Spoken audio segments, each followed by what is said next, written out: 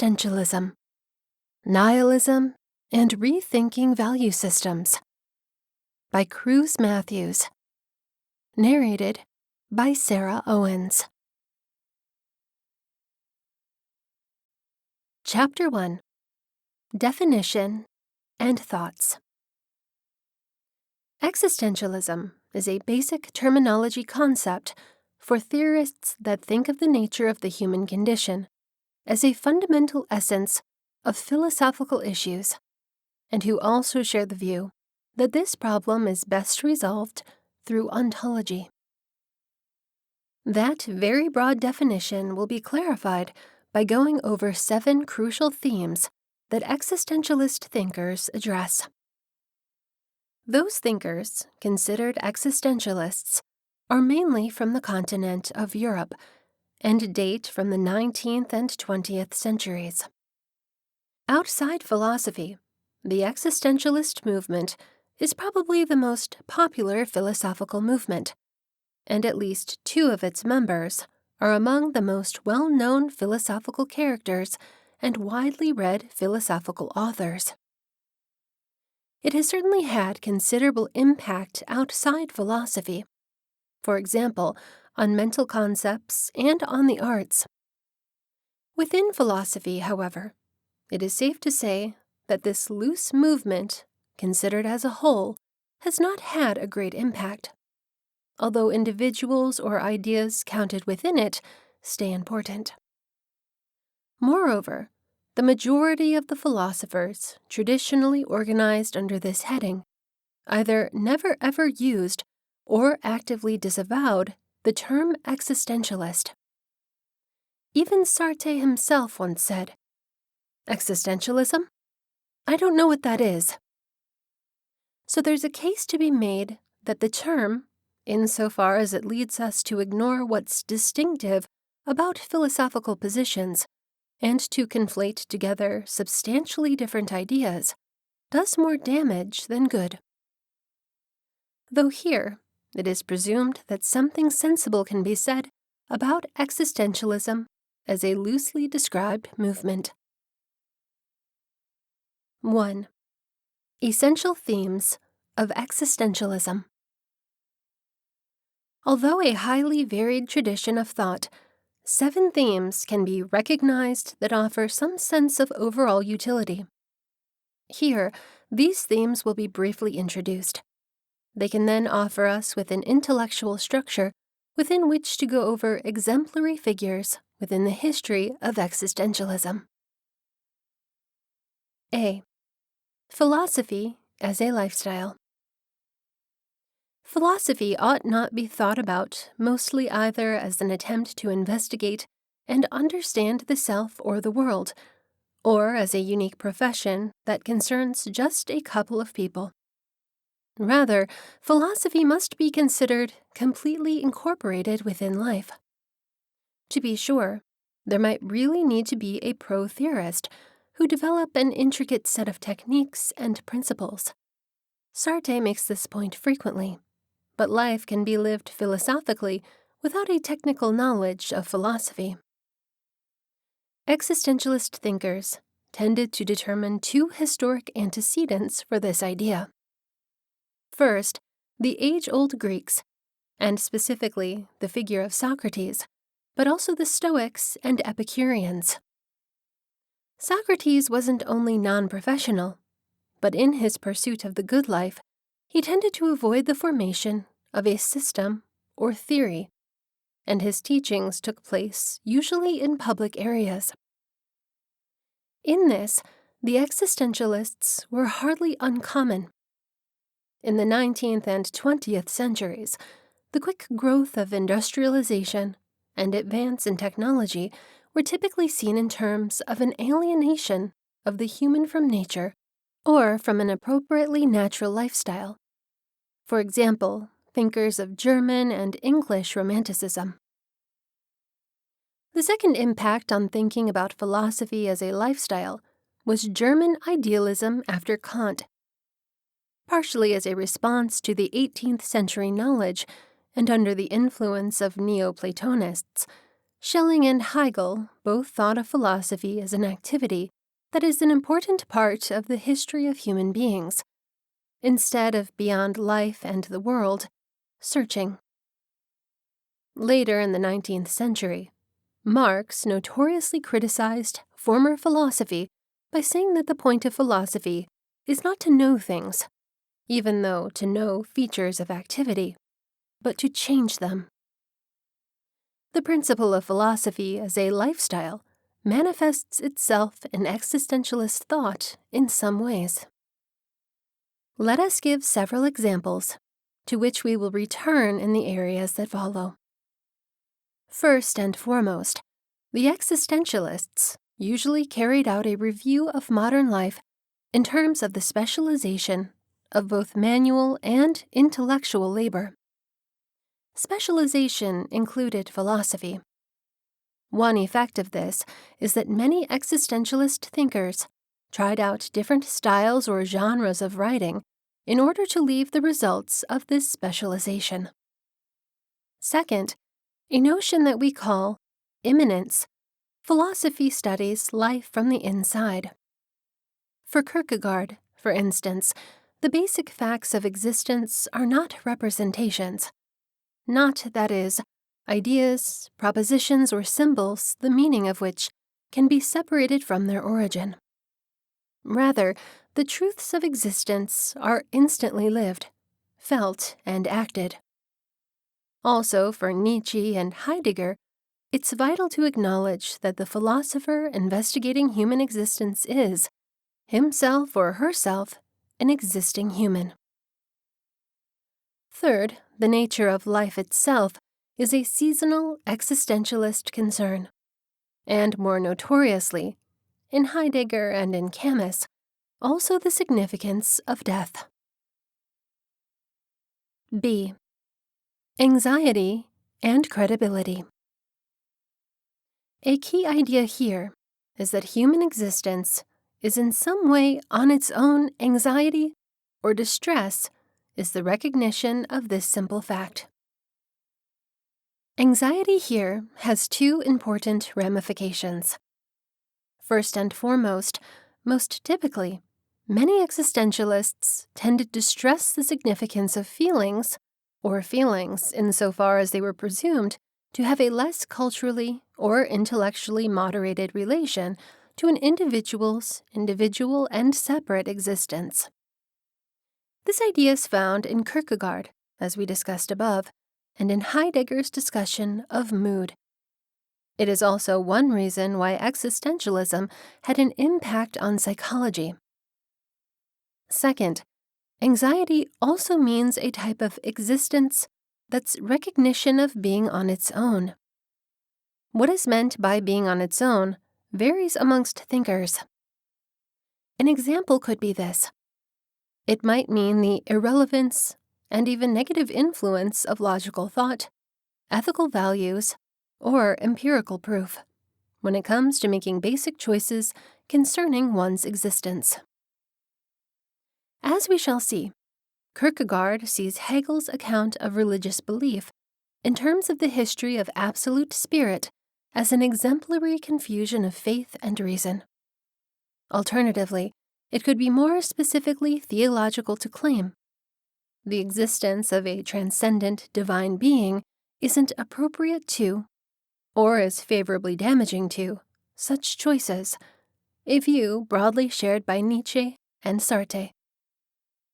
Finally, being on its own may symbolize the uniqueness of human existence, and hence the fact that it cannot understand itself concerning other types of existence. Heidegger and Sartre. Related to anxiety is the principle of authenticity, which is to let us say that the existentialist spin on the Greek notion of the good life. As we shall see, the authentic being would be able to identify and verify the nature of existence. We shall soon describe some of the elements of this, like ludicrousness and liberty.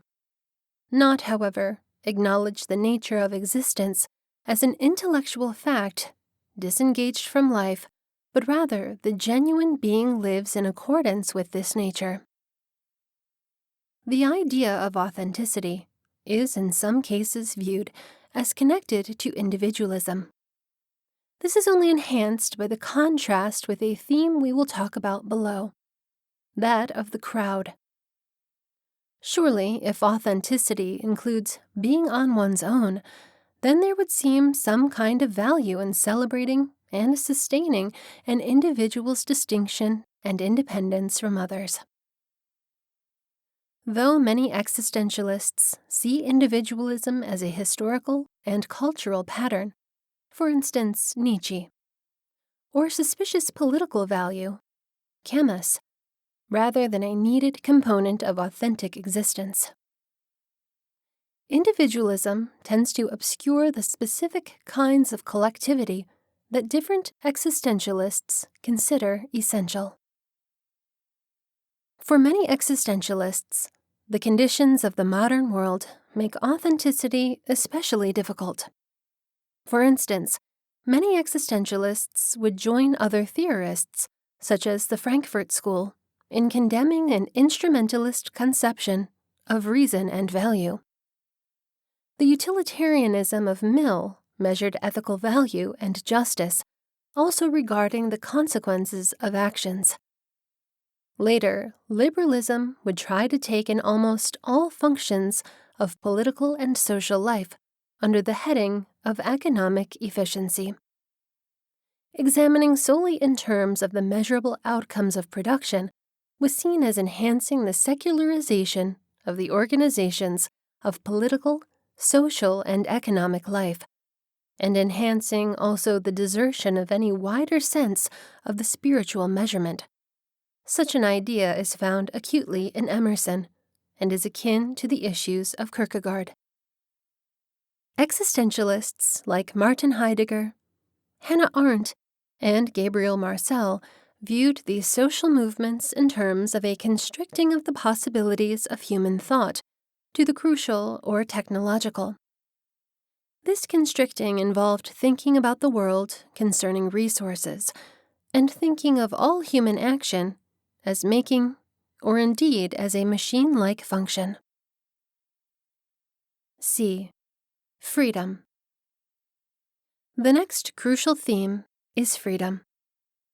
Freedom can usefully be connected to the concept of anguish, because my freedom is in part defined by the seclusion of my delusions from any determination by a deity, or by previously existing values or knowledge. Most existentialists, recognized in the 19th and 20th centuries as experiencing a dilemma of values. This could be traced back to familiar reasons, such as a progressively secular society, or the rise of scientific or philosophical movements that questioned conventional accounts of value. For instance, Marxism or Darwinism, or the shattering experience of 2 world wars and the phenomenon of mass genocide. It is very important to note, though, that for existentialism, these historical conditions don't produce the issue of suffering in the face of freedom, but merely cast it into higher relief. Also, flexibility involves something like responsibility for myself and for my actions. Given that my circumstance is just one of being on its own, recognized in anxiety, then both my flexibility and my responsibility are outright. The isolation that we talked about above means that there is nothing else that acts through me, or that shoulders my responsibility. Likewise, unless human existence is to be comprehended as arbitrarily changing moment to moment, this freedom and responsibility should stretch across time. Hence, when I exist as an authentically free being, I presume responsibility for my whole life, for a project, or a dedication. We should remember here that tons of existentialists take on a broadly Kantian concept of liberty as autonomy. This infers that flexibility, rather than being randomness or arbitrariness, consists in the binding of oneself to a law, but a law that's given by the self in recognition of its obligations. This borrowing from Kant, though, is heavily qualified by the next theme. D. Situatedness. The next typical theme we will call situatedness. Even though my flexibility is absolute, it always happens in a specific context. My body and its characteristics, my circumstances in a historical world, and my past all weigh on liberty. This is what makes freedom meaningful. Suppose I tried to exist as free, while pretending to be in abstraction from the situation. In that case, I'm going to have no clue what possibilities are open to me, and what choices need to be made here and now. In such case, my flexibility will be naive or illusory. This concrete idea of flexibility has its philosophical genesis in Hegel, and is normally contrasted to the pure logical flexibility described by Kant. Situatedness is connected to an idea we went over above, under the heading of philosophy as a way of living. The need of seeing or understanding life and existence from the inside. An example of this could be many 19th century intellectuals were interested in age-old Greece, Rome, the Middle Ages period, or the Orient as an alternative model of less spoiled, more integrated form of life. Nietzsche, to be sure, shared these interests, but he did not so uncritically. Because the human condition is characterized by being historically positioned, it cannot just turn back the clock or decide at one time to be other than it is. Sartre specifically shares this view. Heidegger reveals a related point in this way. Human existence cannot be extracted from its world, because being in the world belongs to the ontological structure of that existence. Most existentialists take my concretely individual body, and the specific type of life that my body lives, as a main fact about me. For instance, Nietzsche, Schiller, or Merleau-Ponty. I should also be positioned socially. Each of my acts says something about how I view others, but reciprocally, each of their acts is a view about what I am. My liberty is always positioned with respect to the judgments of others. This specific idea originates from Hegel's analysis of recognition and is found specifically in Sartre, de Beauvoir, and Jaspers. Situatedness in general also has an important philosophical antecedent in Marx. Financial and political conditions aren't contingent features with respect to universal human nature, but condition that nature from the ground up.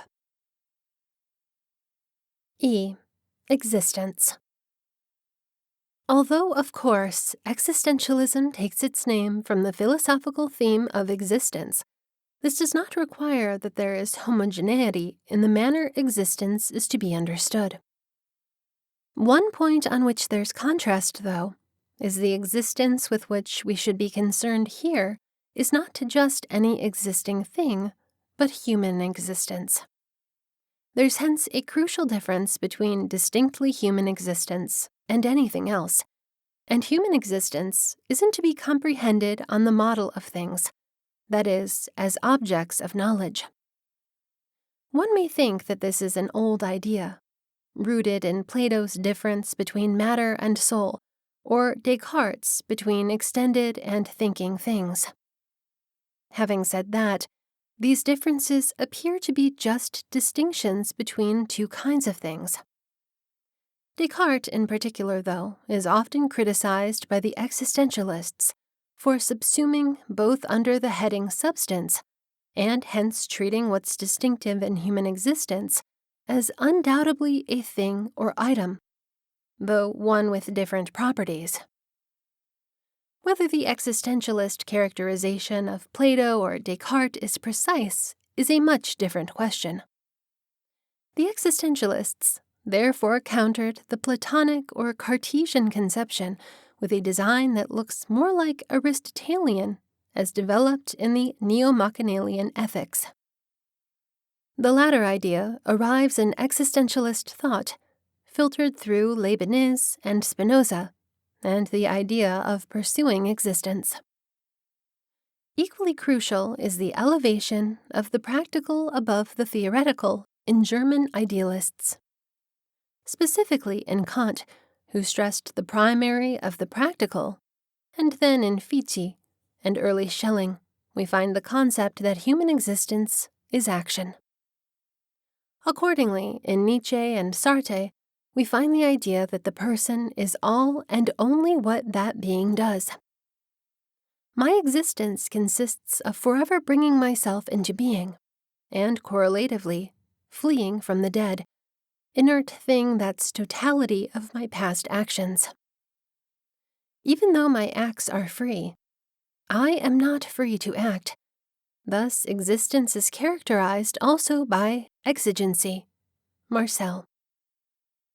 For many existentialists, authentic existence includes a certain stress be recognized and lived through, but not solved.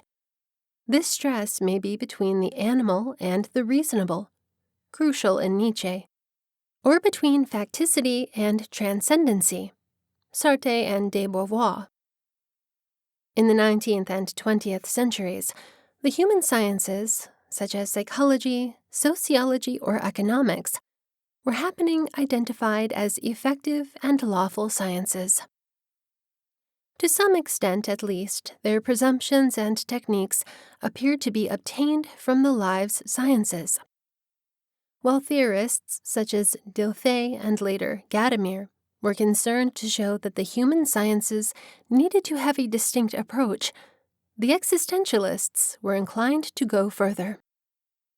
The free, placed human being isn't an item of knowledge in the sense that the human always exists in the possibility of transcending any knowledge of it. There's a clear relation between such an idea and the notion of the transcendence of another found in the ethical phenomenology of Emmanuel Levinas.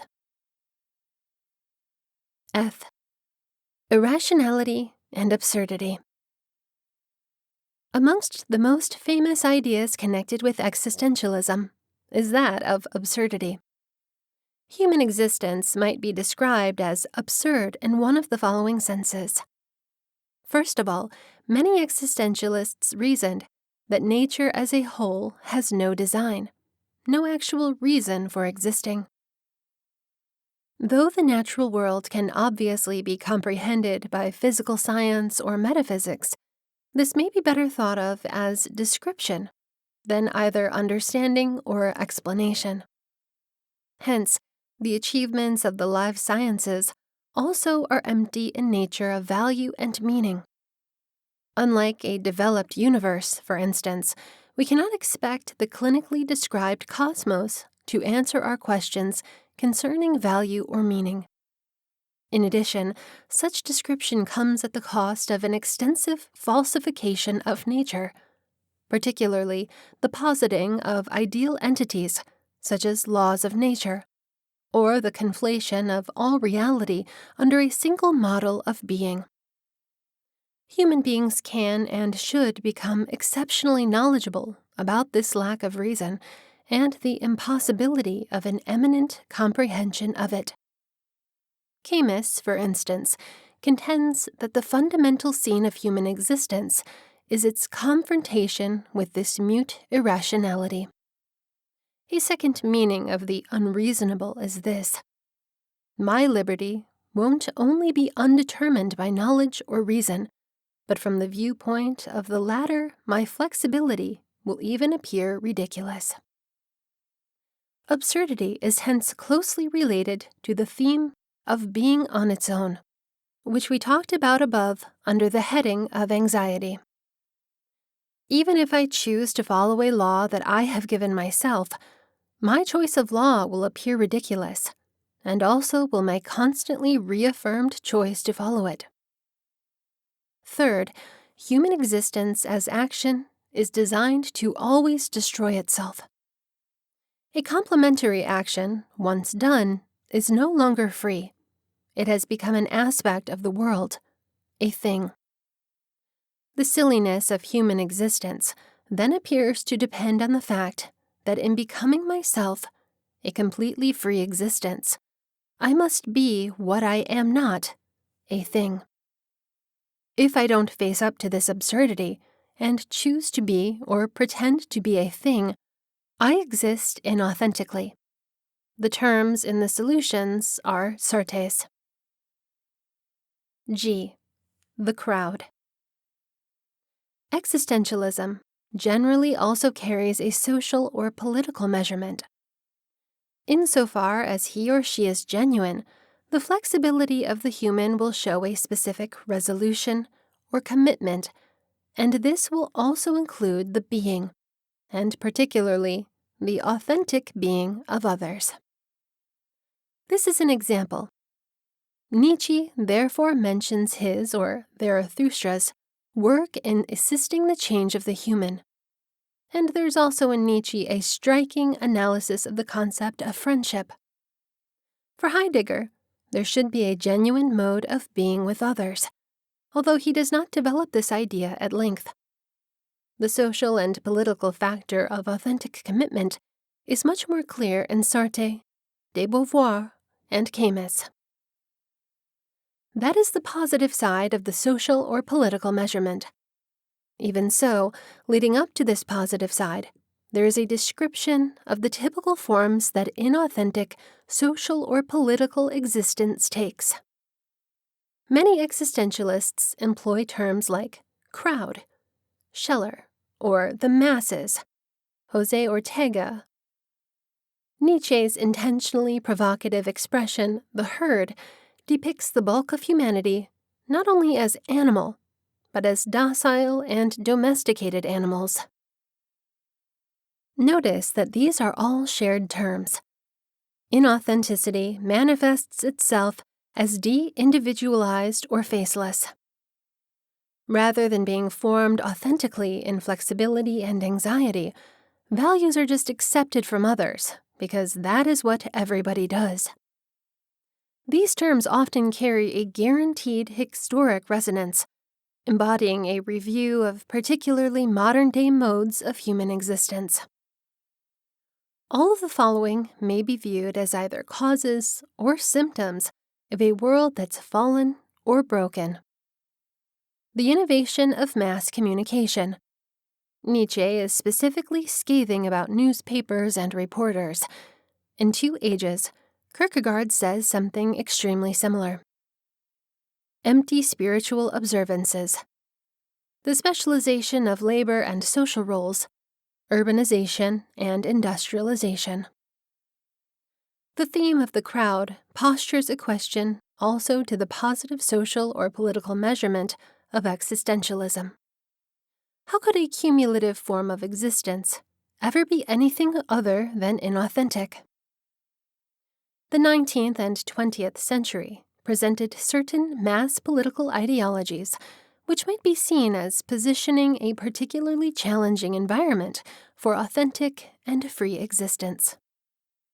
This is an example. Nationalism came in for criticism, particularly by Nietzsche. Socialism and communism, after World War II, Sartre was certainly a communist, but even then, unafraid to criticize both the French Communist Party and the Soviet Union for rigid or improperly revolutionary thinking. Democracy. Aristotle in Book 5 of his Politics compares democracy and ochlocracy, which later essentially means rule by those who are incapable of ruling even themselves. Many existentialists would recognize the latter with the American and specifically French principle of democracy. Nietzsche and Ortega y Gasset both embraced a broadly aristocratic criterion for social and political leadership. Chapter 2: Nihilism and the Revaluation of the Values. Although Michael Gillespie makes a strong case that Nietzsche misconstrued nihilism, and in any event, Nietzsche's Dionysianism would be a better place to search for an anti-metaphysical development in Nietzsche's corpus. 1995, 178. Analysts as differed in philosophical orientation as Heidegger and Danto have claimed that nihilism is a central theme in Nietzsche's philosophy. Why is this so? The constellation of Nietzsche's essential principles moves within his general grasps of modernity's historic situation in the late 19th century. In this respect, Nietzsche's thought performs the Kantian project of review by using the 19th century's developing historical awareness to problems concerning the possibilities of knowledge, truth, and human awareness. Unlike Kant's critiques, Nietzsche's assessments find no transcendental ego, given that the categories of experience are traditionally positioned and likewise determined. Unlike Hegel's concept of historic awareness, though, history for Nietzsche has no intrinsic teleology. All beginnings and ends for Nietzsche are therefore lost in a flood of indeterminacy. As early as 1873, Nietzsche was arguing that human reason is only one of many peculiar developments in the ups and downs of time. And when there are no more logical animals, absolutely nothing of absolute value will have transpired. On truth and depends upon a non-moral sense. Some commenters would prefer to consider these sorts of comments as belonging to Nietzsche's juvenilia. Nonetheless, as late as the 1888s, Factor in Philosophy, from Golden of the Idols, Nietzsche derides philosophers who would make a fetish out of reason and retreat into the impression of dehistoricized world. Such a thinker as decadent, symptomatic of a decreasing life. Opposed to this type, Nietzsche valorizes the Dionysian artist whose sense of history affirms all that's doubtful and terrible in existence. Nietzsche's philosophy considers the meaning of values and their significance to human existence. Given that no outright values exist, in Nietzsche's worldview, the development of values in the world must be gauged by some other means. How then shall they be understood? The existence of a worth presupposes a value-positing perspective, and values are created by human beings, and may be other value-positing agents as aids for survival and development.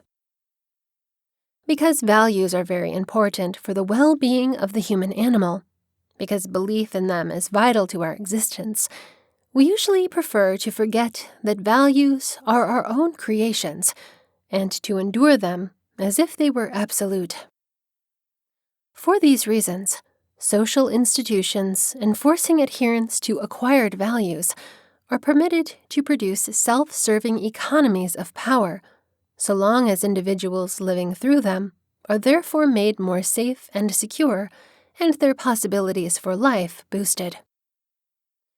However, from time to time, the values we inherit are deemed no longer ideal, and the continued enforcement of them no longer stands in the service of life. To maintain loyalty to such values, even when they are no longer seem practical, turns what once served the advantage of people to a downside, and what was once the sensible release of values into a life-denying abuse of power. When this happens, the human being must reactivate its creative, value-positing capabilities and build new values. Commentators will differ on the question of whether nihilism for Nietzsche refers particularly to a state of affairs defining a particular historical movement in which inherited values have been exposed as superstitious notions and have thus become outdated, or whether Nietzsche means something more than this.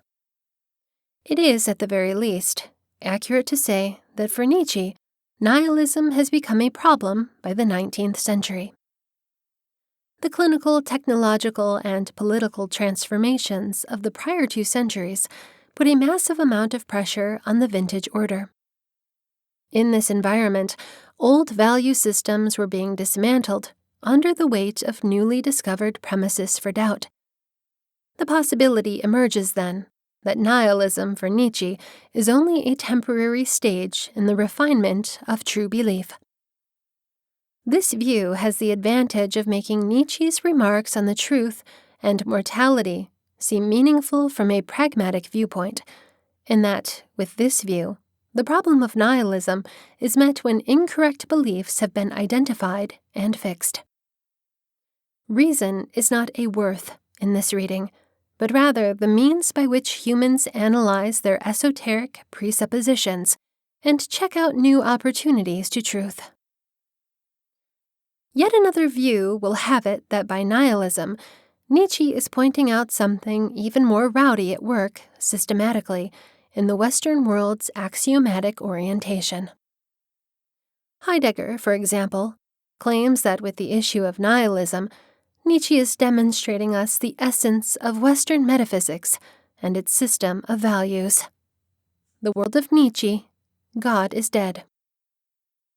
According to this view, Nietzsche's philosophy of value, with its emphasis on the value-positing gesture, implies that even the idea of truth in the Western worldview causes arbitrary determinations of value and political order, and that this worldview is disintegrating under the weight of its own internal reasoning, or maybe illogic. In this reading, the history of truth in the Occidental world is the history of a mistake.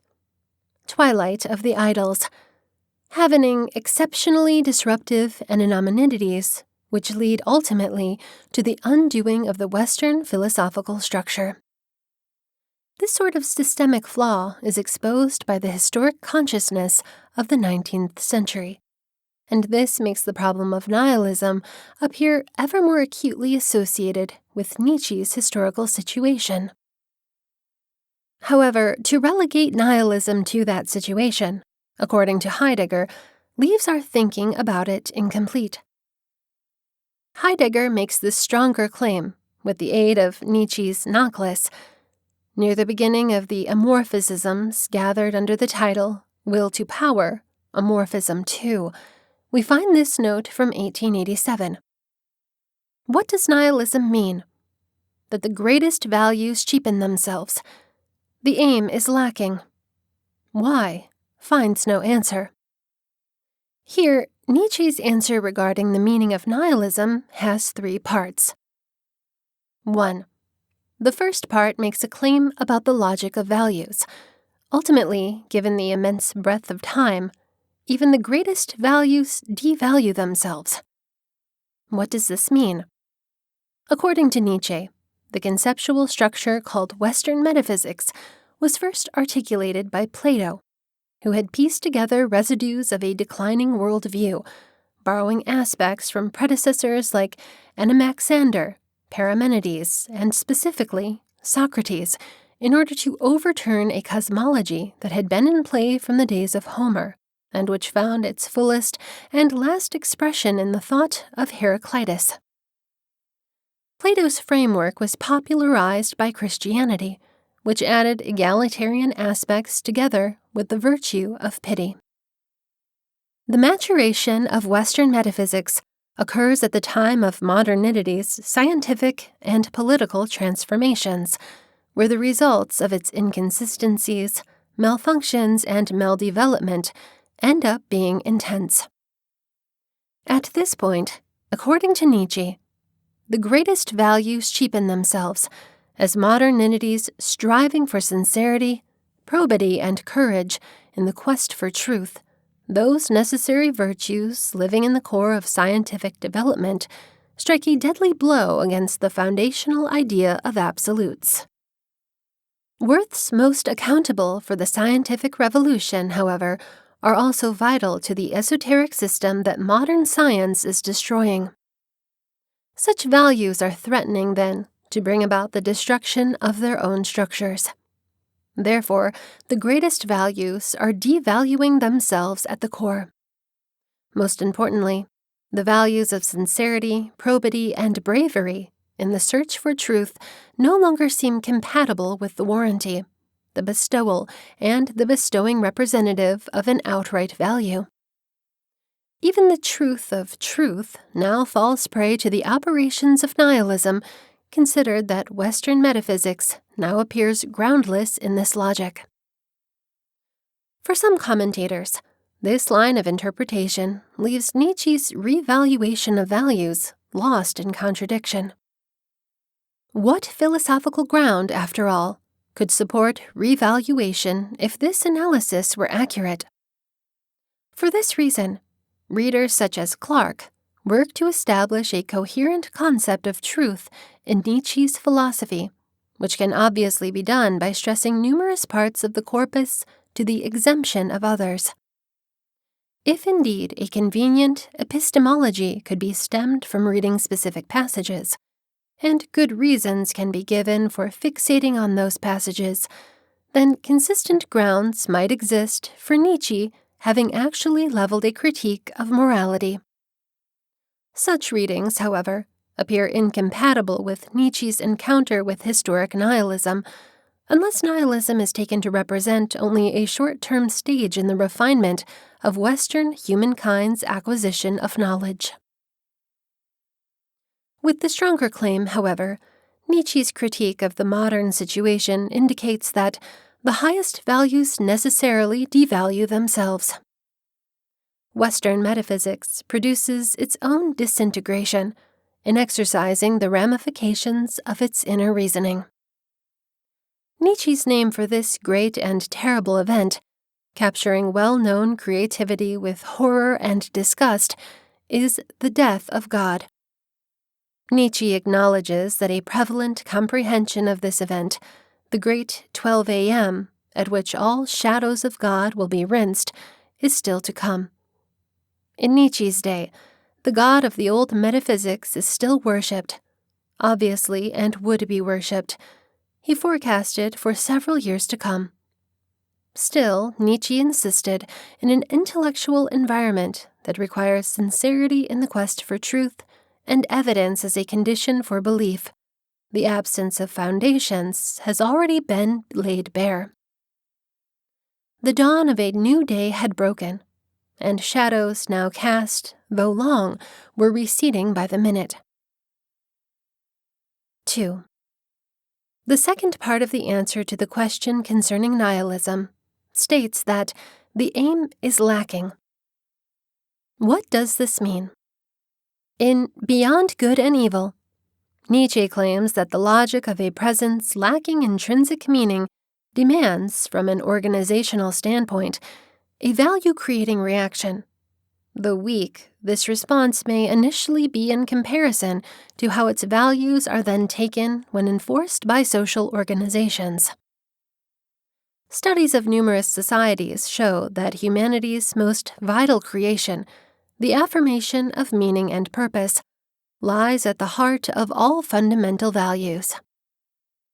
Nihilism stands not only for that apparently inescapable process by which the greatest values devalue themselves, it also stands for that moment of recognition in which human existence appears, eventually, to be in vain. Nietzsche's studies of cultures and their values, his cultural anthropologies, are typically reductive in the extreme, attempting to reach the most crucial socio-political questions as neatly and rapidly as possible. Hence, when analyzing so-called Jewish, Asian, Roman, or medieval European societies, Nietzsche asks, how was meaning and purpose proffered and protected here? How and for how long did the values here serve the living? What form of redemption was looked for here? And was this form indicative of a healthy life? What may one find out about the creation of values by serving such cultures? The variation of nihilism, then, means that absolute goals are lacking and that civilizations naturally attempt to compensate for this lack with the creation of objectives. 3. The third part of the answer to the question concerning nihilism states that why finds no answer. Who is positioning the question here? Focus is laid on the person who faces the issue of nihilism. The issue of value-positing issues, the person that presumes values, and this one should be taken a look at, together with a matching examination of relative strengths and weak points. When indeed why finds no answer, nihilism is complete. The threat here, that's the value-positing agent, might become paralyzed, leaving the call of life's most dreadful question unanswered. In regards to this threat, Nietzsche's most critical cultural sociologies examined the Greeks from Homer to the age of tragedy to the pre-Platonic philosophers. Here was evidence, Nietzsche believed, that humanity could face the terrible truth of existence without being paralyzed. At each turn, the moment in which the Greek world's highest values devalued themselves, when an absolute aim was revealed to be lacking, the question why nevertheless called forth a response. The strength of Greek society is evident in the gods, the tragic art, and the philosophical concepts and personalities created by the Greeks themselves. Comparing the creativeness of the Greeks to the intellectual work of modernity, the terrible, affirmative thought of Heraclitus to the pessimism of Schopenhauer, Nietzsche highlights a number of qualitative differences. Both types are marked by the appearance of nihilism, having actually been drawn into the inescapable reason of value positing and what would appear to show. The Greek type, however, shows the characteristics of strength by activating and re-intensifying the capacity to produce, by getting rid of paralysis, by ready a new truth, and by verifying the will. The other type shows a pessimism of weakness, passivity, and weariness, qualities epitomized by Schopenhauer's life-denying ethics of the will turning against itself. In Nietzsche's 1888 recollection on the birth of catastrophe in Esse Homo, we read that Hellenism and pessimism would have made a more precise title for the first work, just because Nietzsche claims to have tried to show how. The Greeks eliminated pessimism. With what they conquered it. Precisely, catastrophe is the proof that the Greeks were no pessimists. Schopenhauer blundered in this as he messed up in every little thing. The Birth of Catastrophe, in Esse Homo Section 1. From Twilight of the Idols, also written throughout that sublime year of 1888, Nietzsche writes that tragedy has to be considered the definitive repudiation of pessimism as Schopenhauer understood it. Affirmation of life, even in its strangest and sternest issues. The will to life rejoicing in its own inexhaustibility through the sacrifice of its greatest types, that is what I call Dionysian, beyond Aristotelian pity and horror, to understand in oneself the everlasting joy of being. That joy which also incorporates joy in damage. What I owe the ancients. Nietzsche concludes the above passages by saying that the last disciple of the philosopher Dionysus, by which this time in Nietzsche's thought came to encompass the entirety of that movement which formerly distinguished between Apollo and Dionysus. Concurrently, Nietzsche declares himself, with great focus, to be the teacher of the everlasting recurrence. The work to overcome pessimism is awful in a twofold sense. It keeps some feeling for the lack of ground, while responding to this absence with the creation of something meaningful. This work is also unmodern, according to Nietzsche, since modernity has yet to ask the question, why, in any profound sense, or in those cases where the question has been postured, it has yet to come up with a reaction. Thus, a pessimism of weakness and an incomplete form of nihilism prevail in the contemporary date. Redemption of this life is denied, while an uncompleted form of nihilism remains the basic condition of mankind.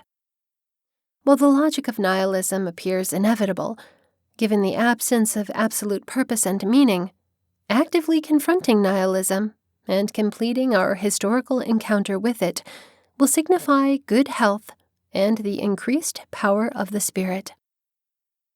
So far, though, modernity's attempts to leave nihilism, in turning away, have only served to make the issue more severe. Why, then, is this failure? What does modernity not have? That's the question that was asked. The answer is still a mystery to many people, if not all. This has been Existentialism, Nihilism, and Rethinking Value Systems by Cruz Matthews. Narrated by Sarah Owens.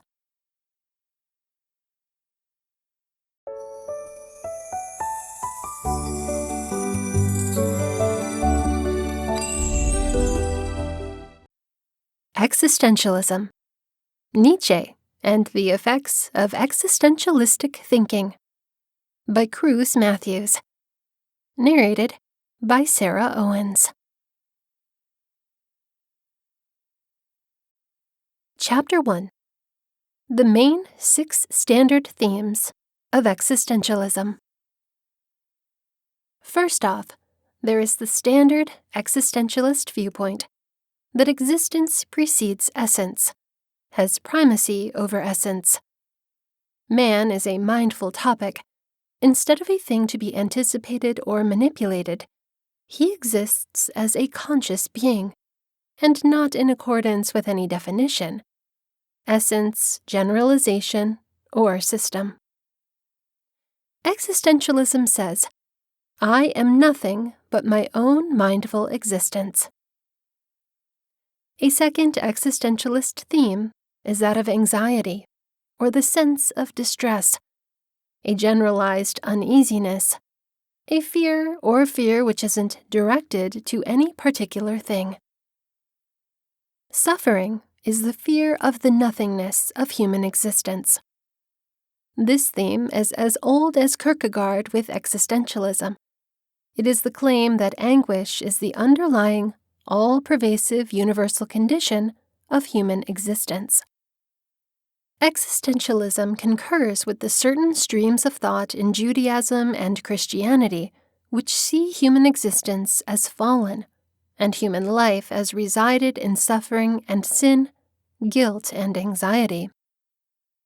That great and foreboding picture of human life leads existentialists to decline ideas like happiness, knowledge, optimism, a sense of wellness, the tranquility of Stoicism, since these can only reflect a superficial understanding of life, or an ignorant and foolish way of denying the despairing, terrible aspect of human existence.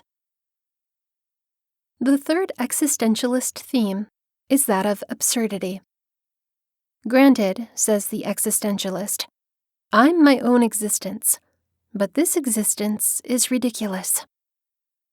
To exist as a person is mysterious and completely unreasonable. Each of us is simply here, tossed into this time and place. But why now? Why here? Kierkegaard asked. For no reason, without needed connection, only contingently, and so my life is an unreasonable contingent fact. Expressive of irrationality are these words by Blaise Pascal, a French mathematician and thinker of Descartes' time, who was also an early forerunner of existentialism. Pascal says, when I consider the short period of my life, swallowed up in the eternity before and after, and the little space I fill, and even can see, swallowed up in the unlimited enormity of space, to which I am ignorant, and which knows me not. I'm scared and I'm astonished at being here instead of there. Why now instead of then? The fourth theme which pervades existentialism is that of nothingness or the void.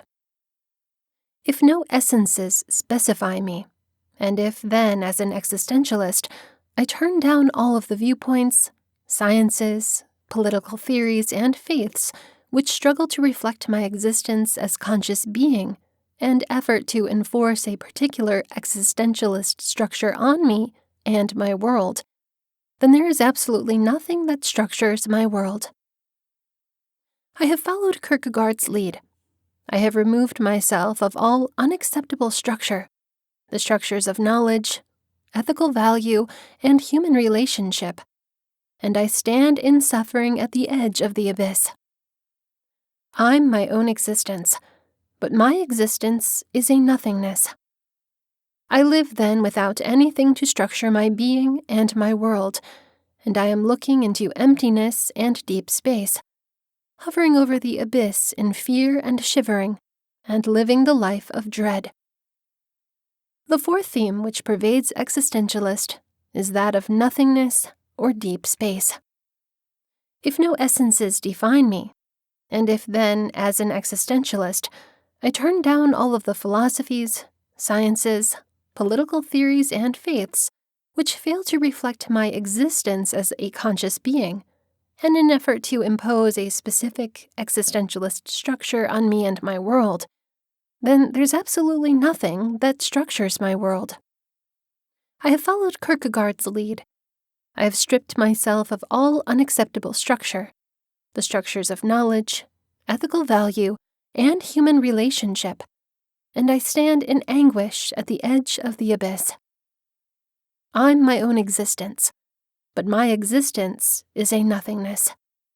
I live then without anything to structure my being and my world, and I'm looking into emptiness and deep space, hovering over the abyss in fear, and shivering that living the life of fear. Associated with the theme of nothingness is the essentialist theme of death. Nothingness, in the form of death, which is my last nothingness, hangs over me like a sword of Damocles at each moment of my life.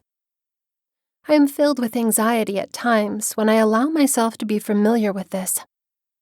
At those moments, says Martin Heidegger, the most prominent of the German existentialist thinkers, the whole of my being seems to wander away into absolutely nothing. The unaware individual tries to live as if death isn't real. He tries to escape its reality. Having said that, Heidegger says that my death is the most authentic, significant moment, my personal potentiality, which I alone should suffer. And if I take death into my life, acknowledge it and face it squarely, I will release myself from the anxiety of death and the pettiness of life, and only then will I be free to become myself. Nonetheless, here the French existentialist Jean-Paul Sartre pleads to differ. What is death, he asks. Death is my total non-existence. Death is as ridiculous as birth. It is no ultimate, genuine moment of my life. It is nothing but the eliminating of my existence as a conscious thing. Death is only another witness to the ludicrousness of human existence. Alienation or estrangement is the sixth theme which identifies existentialism. Alienation is a particular theme which Hegel opened up for the modern world on many levels and in many subtle forms. Thus, the outright is separated from itself, as it exists only in the development of limited spirit in historic time. However, finite spirit also lives in alienation from its true consciousness of its own liberty. which it gains only slowly in the dialectic of history. There is also the alienation that exists in society, the alienation of individual people who pursue their own desires in estrangement from the real institutional operations of their society, which are controlled by the cunning of reason. Pushed away from the social system, they do not know that their desires are system-determined and system-determining. And then there's the alienation of those who don't identify with the institutions of their own society, who find their society empty and useless. And there is also for Hegel the alienation which develops in civil society between the small class of wealthy and the growing discontent of the large class of impoverished workers. The most profound alienation of all in Hegel's thought is the alienation or estrangement between my awareness and its objects, in which I am aware of the otherness of the object and look for in a range of ways to overcome its alienation by mastering it, by bringing it back onto myself in some way. When it comes to Marx, we have seen that in the split between the two Marxisms, the young Marx is focused on the idea of financial alienation. As a worker, I am pushed away from myself, from the product of my labor, from the money-worshipping society, from all those social organizations, family, mortality, law, government, who push me into the service of the money god and keep me from recognizing my human creative potentiality. In mature Marxism, alienation is uttered through the division of labor and its many ramifications. How then do existentialists make the use of the principle of alienation? Apart from my own mindful being, all else, they say, is otherness, from which I'm estranged. We are hemmed in by the world of things which are opaque to us and which we cannot understand. In addition, science itself has alienated us from nature by its profusion of highly specialized and mathematized ideas, laws, theories, and technologies which are unintelligible to the non-specialist and layperson. These items of science now stand between us and nature. And the Industrial Revolution has pushed away the worker from the product of his own labor, and has made him into a mechanical part in the efficient system, as Marx has taught us. We are also separated, say the existentialists, from human institutions, bureaucratized government on the federal, state, and regional levels, national political parties, giant business corporations, country spiritual organizations. All of these appear to be huge, impersonal sources of power which have a life of their own. As individuals, we neither feel that we become part of them, nor can we understand their operations. We live in alienation from our own organizations.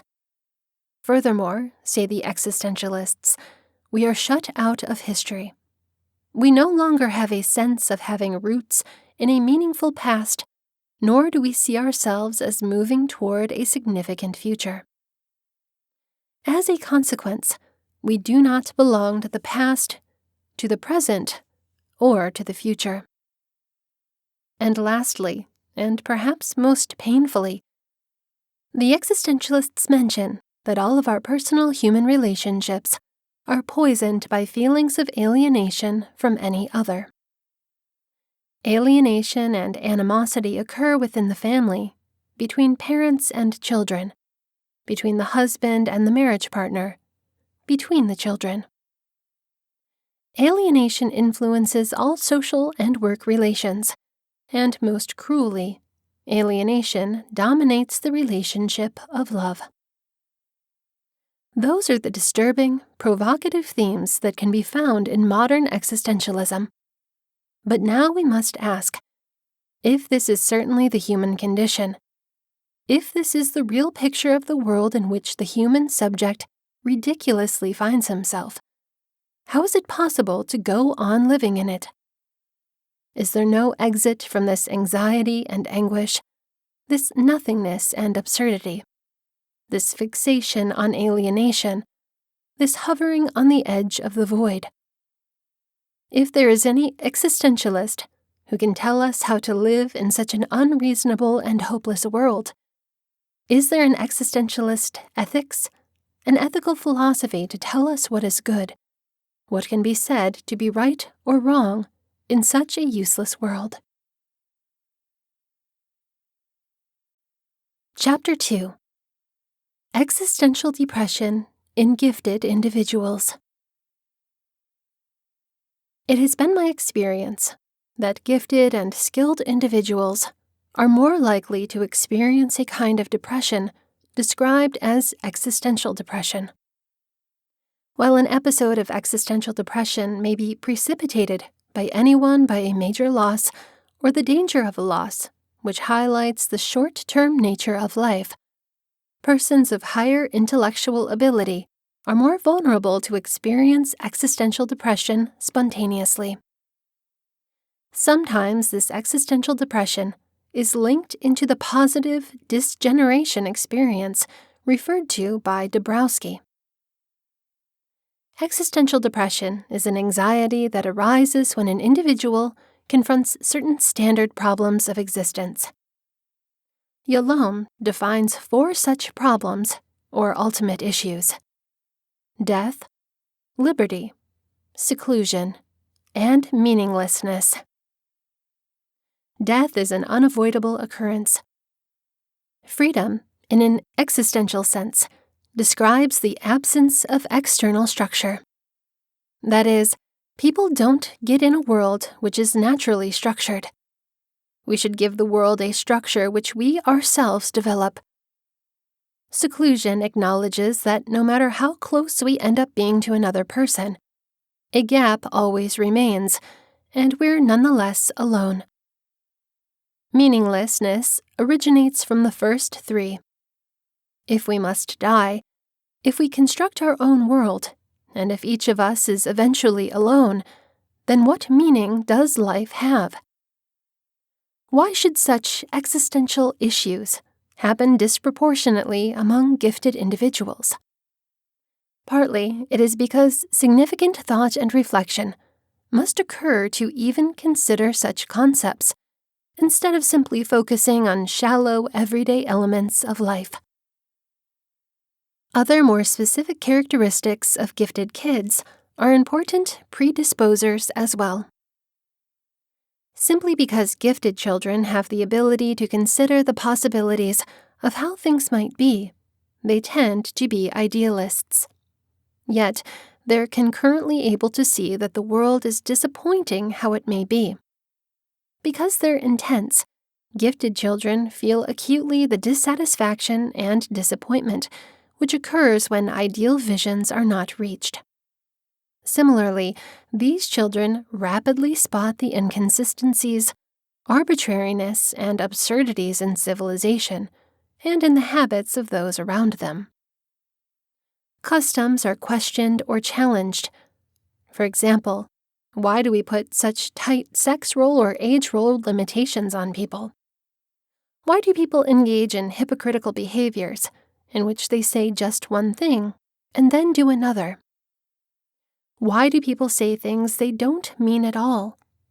Why are so many people so unthinking and unconcerned in their dealings with others? How much difference in the world can someone's life make?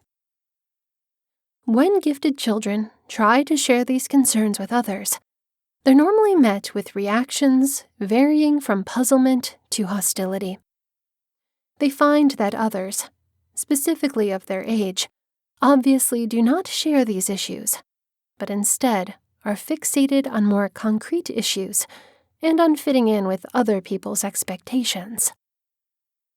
Usually, even by first grade, these children, especially the more highly gifted ones, feel separated from their peers, and perhaps from their families as they find that others aren't prepared to go over such weighty concerns. When their intensity is combined with multi-potentiality, these youngsters end up being specifically frustrated with the existential limitations of time and space. There just aren't enough hours in the day to develop all the talents that tons of these kids have. Making choices amongst the possibilities is indeed approximate. There is no eventually right choice. Even selecting an occupation can be difficult if one is attempting to make a profession choice between basically equal passion, skills, and potential in violin, neurology, theoretical mathematics, and global relations. The response of gifted youngsters, again with intensity, to these disappointments is usually one of anger. However, they quickly discover that their anger is useless, for it is really directed at fate or at other matters which they're unable to control. Anger is that powerless develops quickly into depression. In such depression, gifted kids typically try to find some sense of meaning, some anchor point where they can comprehend to pull themselves out of the mire of unfairness. Often, however, the more they try to pull themselves out, the more they end up being acutely aware that their life is limited and quick, that they're alone, and they're only one very little organism in a quite large world, and that there's a frightening freedom concerning how one chooses to live somebody's life. It is at this point that they question life's meaning and ask, is this all there is to life? Is there not some supreme meaning? Does life just have more meaning if I choose to give it meaning? I am little, irrelevant organism who is alone in an absurd, arbitrary, and capricious world where my life can have little effect. And after that, I die. Is this all there is? Such concerns are not too surprising in thoughtful grown-ups who are going through midlife crises. Even so, it is an important matter of great concern when these existential questions are primary in the mind of a 12 or 15-year-old. Such existential depressions should have cautious attention, since they can be precursors to suicide. How can we help our bright youngsters handle these questions? We cannot really do much about the finiteness of our existence. Still, we can help youngsters learn to feel that they're understood and not so alone, and that there are ways to manage their liberty and the sense of seclusion. The isolation is helped to a degree by simply communicating to the youngster that somebody else comprehends the concerns that he or she is grappling with. Despite the fact that your experience is not exactly the same as mine, I feel far less alone if I know that you have had experiences that are fairly comparable. That's why relationships are so incredibly important in the long-term modification of gifted kids. A particular way of breaking through the sense of isolation is through touch. In the same way that babies need to be held and touched, so do individuals who are experiencing existential aloneness. Touch seems to be an essential and intuitive aspect of existence, as evidenced by mother-infant bonding, or failure to thrive syndrome. Usually, I have prescribed everyday hugs for a youngster suffering existential depression and have advised parents of hesitant teens to say, I know that you might not want a hug, but I really need a hug. A hug, a touch on the arm, spirited scrambling, or perhaps a high five can be extremely important to such a child, just because it establishes at least some physical connection. The issues and choices associated with managing an individual's liberty are more intellectual, as opposed to the reassuring elements of touch as a sensory solution to a psychological crisis. Gifted children who feel overwhelmed by the myriad of choices of a disorganized world can find a great deal of comfort in studying and checking out alternative ways in which others have systematized their lives. Through checking out people who have chosen specific courses of greatness and fulfillment, these youngsters can begin to use bibliotherapy as a technique of comprehending that choices are solely forks in the roadway of life, each of which can lead them to their own sense of fulfillment and accomplishment. We all need to build our own personal philosophy of beliefs and values, which will form significant frameworks for our lives. It is such existential issues that lead tons of our gifted people to bury themselves so intensely in causes, whether these causes are academics, political or social causes, or cults. Unfortunately, these existential concerns can also trigger periods of depression, often blended with desperate, searching efforts to belong.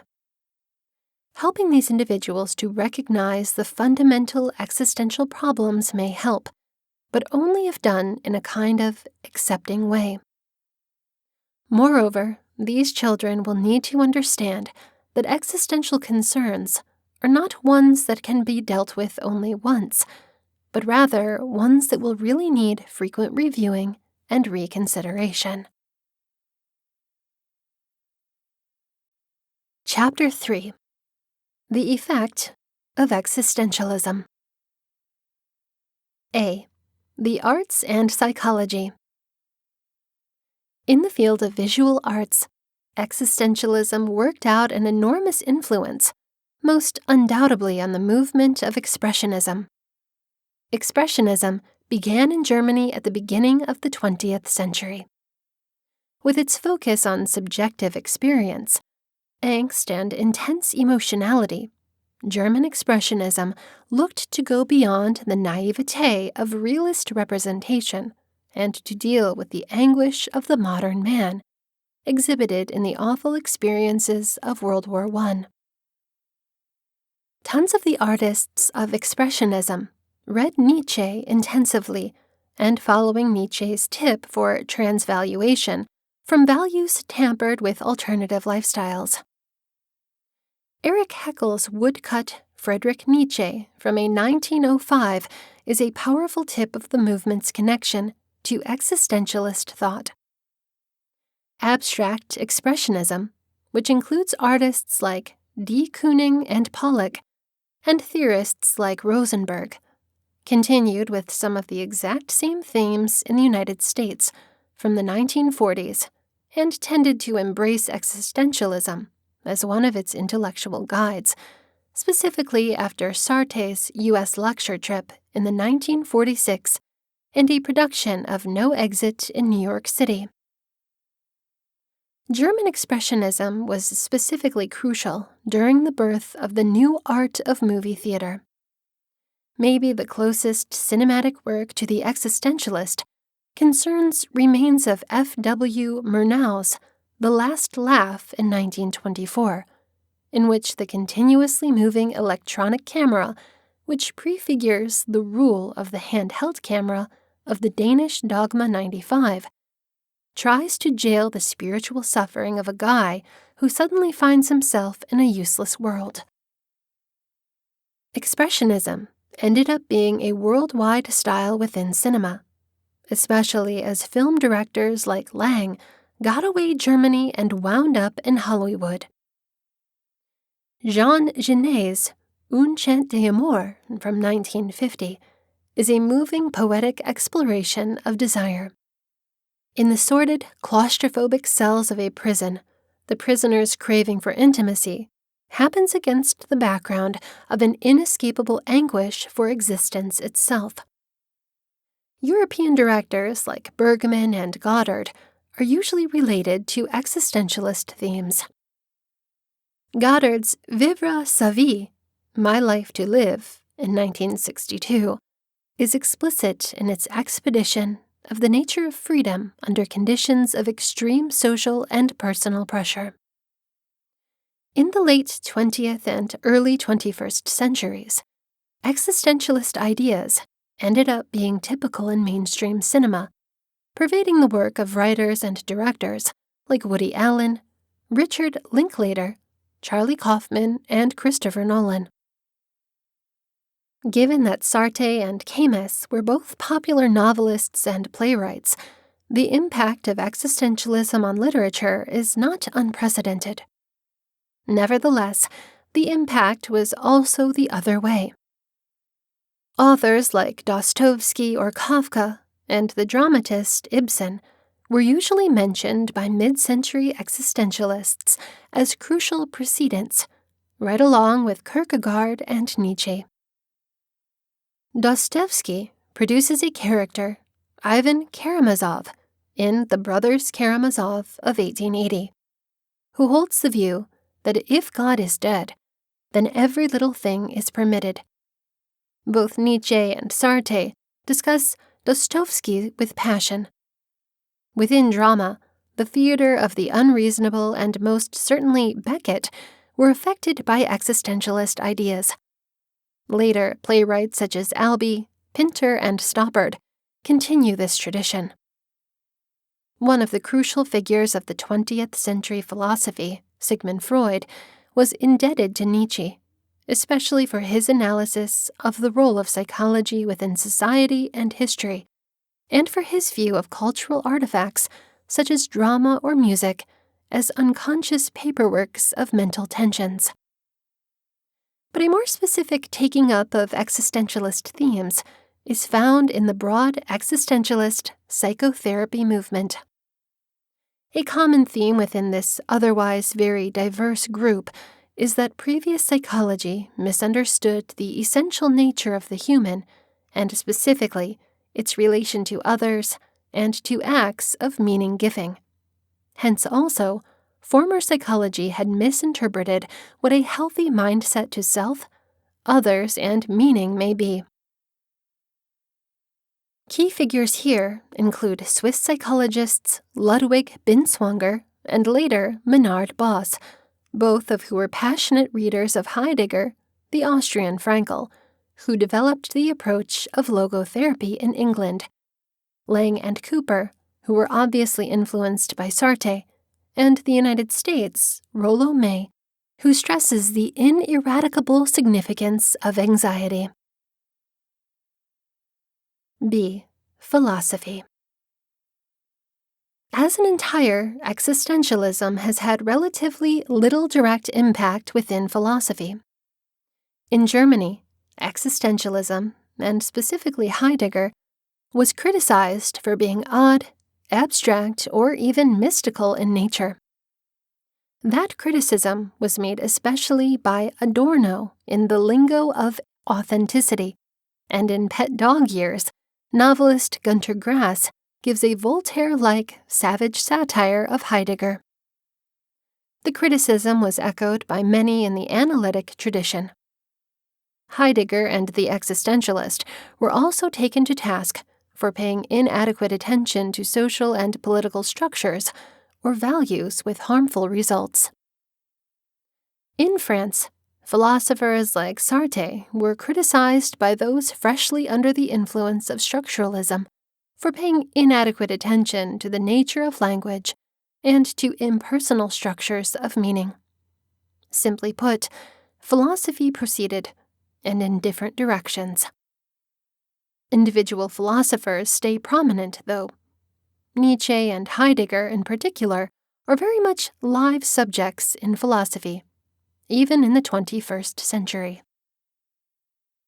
Nevertheless, there are some less direct influences that stay crucial. Let us raise 3 examples. Both the problem of flexibility in relation to situation and that of the philosophical relevance of what otherwise may appear extraneous contextual factors stay key, albeit in drastically altered formulation, within the work of Michael Fournicault or Alain Badiou, 2 figures central to late 20th century European thought. Also, the philosophical value that the existentialists positioned upon emotion has been prominent, legitimatizing a whole domain of philosophical research, even by thinkers who have no interest in existentialism.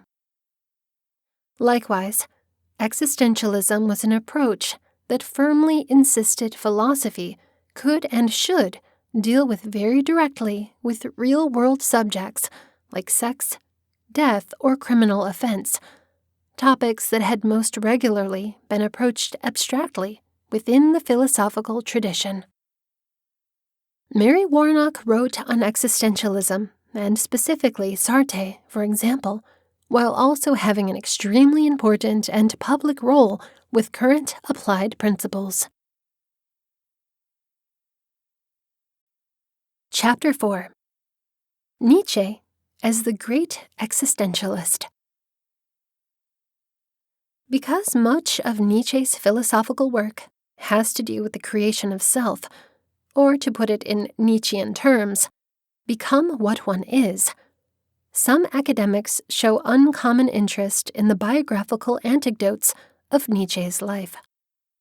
Taking this technique, however, risks puzzling aspects of the Nietzsche legend with what is important in his philosophical work, and many commenters are rightly hesitant of readings derived mostly from biographical anecdotes. Friedrich Wilhelm Nietzsche was born October 15, 1844, the child of Karl Ludwig and Franziska Nietzsche. Karl Ludwig Nietzsche was a Lutheran minister in the little Prussian town of Rocken near Leipzig. When young Friedrich was not quite 5, his father died of a brain hemorrhage, leaving Franziska Friedrich and 3-year-old daughter Elizabeth and an infant son. Friedrich's brother died unexpectedly soon afterwards. Apparently, the legend says, fulfilling Friedrich's dream foretelling of that tragedy. Those events left young Friedrich, the only male in the family that included his mom, sister, paternal grandmother, and an auntie, although Friedrich brought into the play the maternal abstinence of Franziska's father. Young Friedrich also took pleasure in the sociability of a few male buddies. Upon the loss of Karl Ludwig, the family settled in a relatively urban setting of Naumburg, Saxony. Friedrich got admittance to the distinguished Schopforta, where he received Prussia's finest preparatory education in the humanities, theology, and classical languages. Outside of school, Nietzsche founded a literary and creative society with schoolmates, consisting of Paul Deussen, who was later to end up being popular scholar of Sanskrit and Indic research studies. Moreover, Nietzsche played piano, composed music, and read the works of Emerson and the poet Friedrich Hölderlin, who was reasonably unidentified at the time. In 1964, Nietzsche entered the University of Bonn, spending the bulk of that first year unproductively, signing up with a fraternity and socializing with old and new associates, most of whom would fall out of his life once he restored his intellectual focus. By this time, he had also quit theology, rushing his mom's hope of a career in the ministry for him. Rather, he chose the more humanistic study of classical languages and a career in philology. In 1865, he followed his significant professor, Friedrich Ritschl, from Bonn to the University of Leipzig, and devoted himself to the academic life, establishing an extracurricular civilization there committed to the study of old texts. Nietzsche's first contribution to this group was an essay on the Greek poet Theogenes, and it drew the attention of teacher Ritschl, who was so pleased that he released the essay in his academic journal, Rheinisches Museum. Other published writings of Nietzsche quickly followed, and by 1868, a year after the required service in the Prussian armed force, young Friedrich was being promoted to something of a phenomenon in classical grant by Ritschl, whose esteem and praise landed Nietzsche a position as professor of Greek language and literature at the University of Basel in Switzerland, even though the prospect had not yet started writing his doctoral argumentation. The year was 1869, and Friedrich Nietzsche was 24 years old. At this point in his life, though, Nietzsche was a far cry from the original thinker he would later become, since neither he nor his work had developed. Swayed by public opinion and younger enthusiasm, he quickly interrupted teaching in 1870 to join the Prussian armed force, serving as a health organized at the outbreak of the Franco-Prussian War. His service was cut short, though, by extreme bouts of dysentery and diphtheria. Back in Basel, his teaching responsibilities at the university and a close-by gymnasium consumed much of his intellectual and physical energy. He ended up being familiarized with the popular cultural historian Jacob Burckhardt, a well-established member of the university professors. Still, the person putting in the most influence on Nietzsche at this moment was artist Richard Wagner, whom Nietzsche had met while studying in Leipzig. At the time of the first half of the decennium, Wagner and his companion, Kosmina von Bülow, frequently captivated Nietzsche at Tribsen, their house near Lake Lucerne, and after that, at Bayreuth. It is prevalent to say that at one time Nietzsche looked to Wagner with the admiration of a devoted son. This analysis of their relationship is supported by the fact that Wagner would have been the exact same age as Karl Ludwig, had the senior Nietzsche been alive. It is also commonplace to take note of the fact that Nietzsche feared of the artist's excessive screens of a fiery character, blowing ambition, egoism, and loftiness, typical qualities showing genius in the 19th century. In short, Nietzsche was overwhelmed by Wagner's personality. A more mature Nietzsche would later reflect on this relationship with some regret, although he never ever denied the value of Wagner's influence on his emotional and intellectual path. Nietzsche's estimation of Wagner's work would alter significantly throughout his life. Nevertheless, due to this relationship, one can quickly discover Wagner's presence in much of Nietzsche's early writings, specifically in the latter chapters of The Birth of Tragedy and in the first 4 essays of 1874's Untimely Meditations. Also, Wagner's guidance applied significant editorial power over Nietzsche's intellectual projects, leading him to abandon, for example, 1873's Philosophy in the Tragic Age of the Greeks, which Wagner rejected simply because of its evident irrelevance to his own work. Such pressures continued to bridle Nietzsche throughout the so-called early period. He broke without Wagner's dominance at last in 1877, after a series of mentally charged episodes. Nietzsche fell out with Wagner, who had moved to Bayreuth by this time, resulted in the publication of 1878's Human All Too Human Being, one of Nietzsche's most pragmatic and unromantic texts. The original title page included a comment to Voltaire and a quote from Descartes. If Nietzsche meant to use this text as a way of alienating himself from the Wagnerian circle, he definitely succeeded. Upon its arrival in Bayreuth, the text ended this personal relationship with Wagner. It would be an exaggeration to say that Nietzsche was not developing intellectually at the time of the period prior to 1877. Truth be told, figures other than Wagner drew Nietzsche's interest and admiration. Aside from going to Burckhardt's lectures in Basel, Nietzsche studied Greek thought from the pre-Socrates to Plato, and he learned much about the history of philosophy from Frederick Albert Lang's huge history of materialism, which Nietzsche once called a gold mine of historic and philosophical names, dates, and currents of thought. Apart from this, Nietzsche was taken by the persona of the thinker Arthur Schopenhauer, which Nietzsche said to have chosen from close readings of the 2-volume magnum opus, The World as Will and Representation.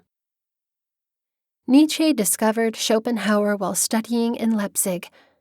Because his training at Schulpforta had raised him far above the majority of his classmates, he often skipped lectures at Leipzig in order to devote his time to Schopenhauer's philosophy. For Nietzsche, the most important aspect of this philosophy was the figure from which it originated, representing for him the brave ideal of a man in the life of thought, a near contemporary thinker, taking part in that great and worthy republic of genius, spanning the centuries of free-thinking sages and creative personalities.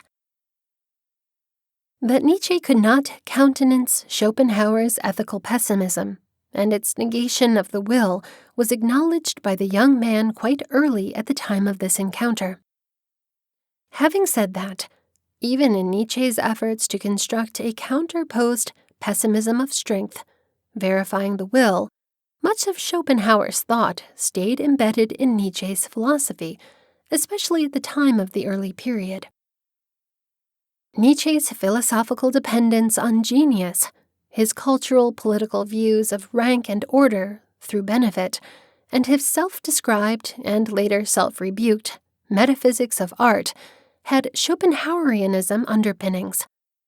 Additionally, Birth of Disaster's well-known dualism between the cosmological aesthetic principles of Dionysus and Apollo, objecting to and praising each other and terrible play of mayhem and order, confusion and individuation, strikes a familiar chord to readers familiarized with Schopenhauer's description of the world as will and representation. Despite these similarities, Nietzsche's philosophical break with Schopenhauerian pessimism was as real as his break with Wagner's imperious presence hurt. Ultimately, however, such victories were necessary to the development and liberation of Nietzsche as a thinker, and they proved to be instructional as Nietzsche later thematized the significance of self-overcoming for the project of cultivating a free spirit. The middle and latter part of the 1870s was a time of great turmoil in Nietzsche's personal life. Aside from the chaos with Wagner and associated problems with good friends in the artist's circle of admirers, Nietzsche suffered digestive issues, declining vision, migraines, and a variety of physical problems, rendering him not able to fulfill duties at Basel for months at a time. After publication of Birth of Disaster, and in spite of its perceived success in Wagnerian circles, for trumpeting the master's vision for Das Kunstwerk der Zukunft, the artwork of the future, Nietzsche's academic reputation as a philologist was efficiently damaged, due in big part to the work's evident neglect for academic expectations, characteristic of 19th century philology. Birth of Disaster was buffooned as Zukunfts philology, future philology, by Wilhelmowitz Moellendorff, and an up-and-coming peer predestined for a remarkable profession in classism, and even Ritschl characterized it as a work of megalomania. For these reasons, Nietzsche had difficulty attracting students.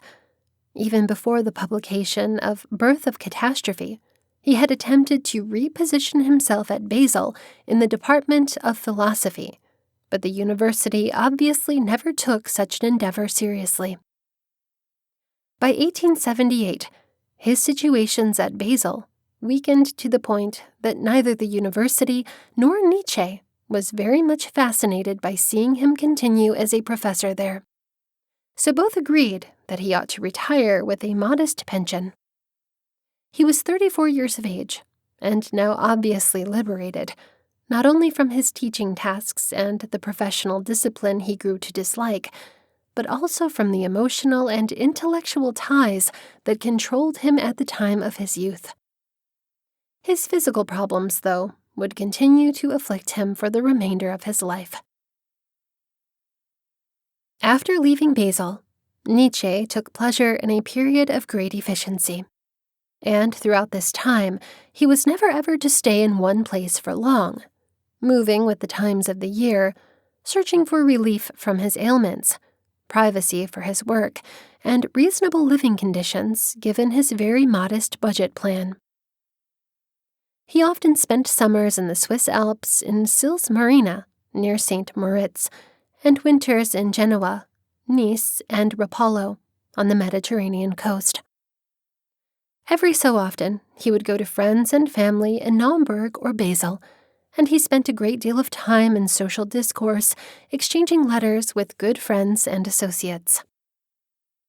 In the latter part of the 1880s, Nietzsche's health got worse, and in the midst of a remarkable flourish of intellectual activity, which produced On the Genealogy of Mortality, Twilight of the Idols, The Antichrist, and some other works, including preparation for what was meant to be his magnum opus, a work that editors later titled Will to Power, Nietzsche suffered a complete mental and physical breakdown. The well-known moment at which Nietzsche is said to have surrendered irrevocably to his disorders took place on January 3, 1889, in Turin, Torino, Italy.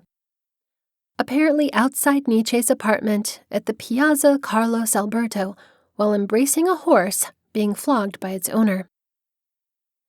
After spending time in psychiatric centers in Basel and Jena, Nietzsche was first put in the care of his mom, and then later his sister, who had spent the latter half of the 1880s attempting to establish a racially pure German colony in Paraguay with her spouse, the anti-Semitic political opportunist Bernard Forrester.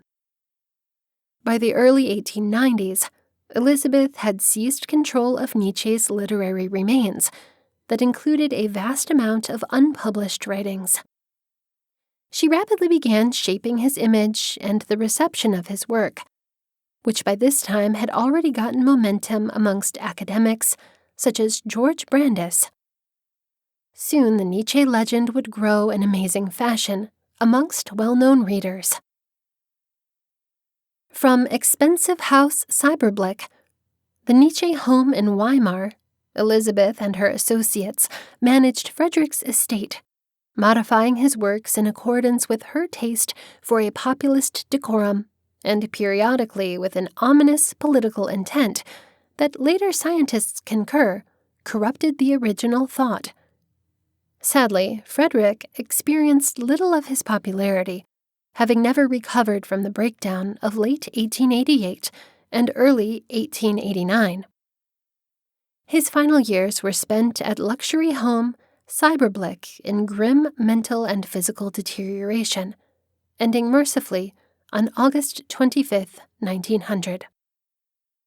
He was buried in Rocken, near Leipzig. Elizabeth spent one last year in Paraguay in 1892 and 93 before going back to Germany, where she went on to use influence over the perception of Nietzsche's work and track record, specifically among general readers, until her death in 1935. Giant House Silberblick stands today as a monument of sorts to Frederick and Elizabeth, while the bulk of Nietzsche's literary remains is held in the Goethe Schiller Archive, also in Weimar. This has been Existentialism, Nietzsche and the Effects of Existentialistic Thinking by Cruz Matthews. Narrated by Sarah Owens.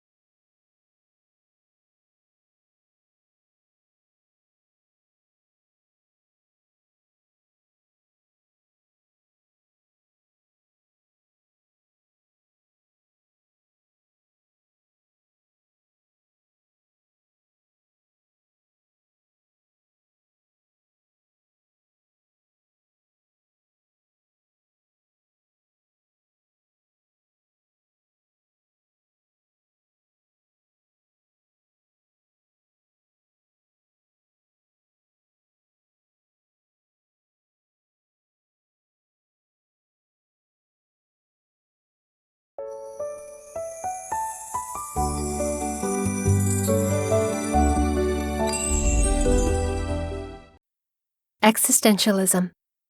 Essential Existentialist Theories in a Nutshell. By Cruz Matthews.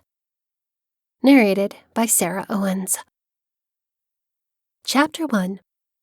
The Most Essential Existentialist Theorists.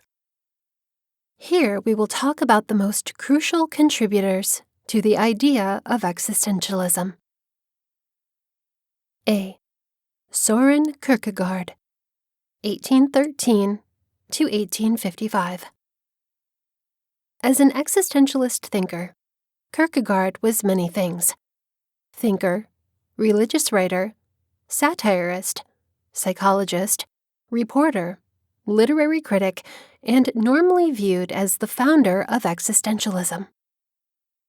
Being born in Copenhagen to a high-class family enabled him to dedicate his life to the pursuits of his intellectual interests and also distancing himself from the everyday man of his times.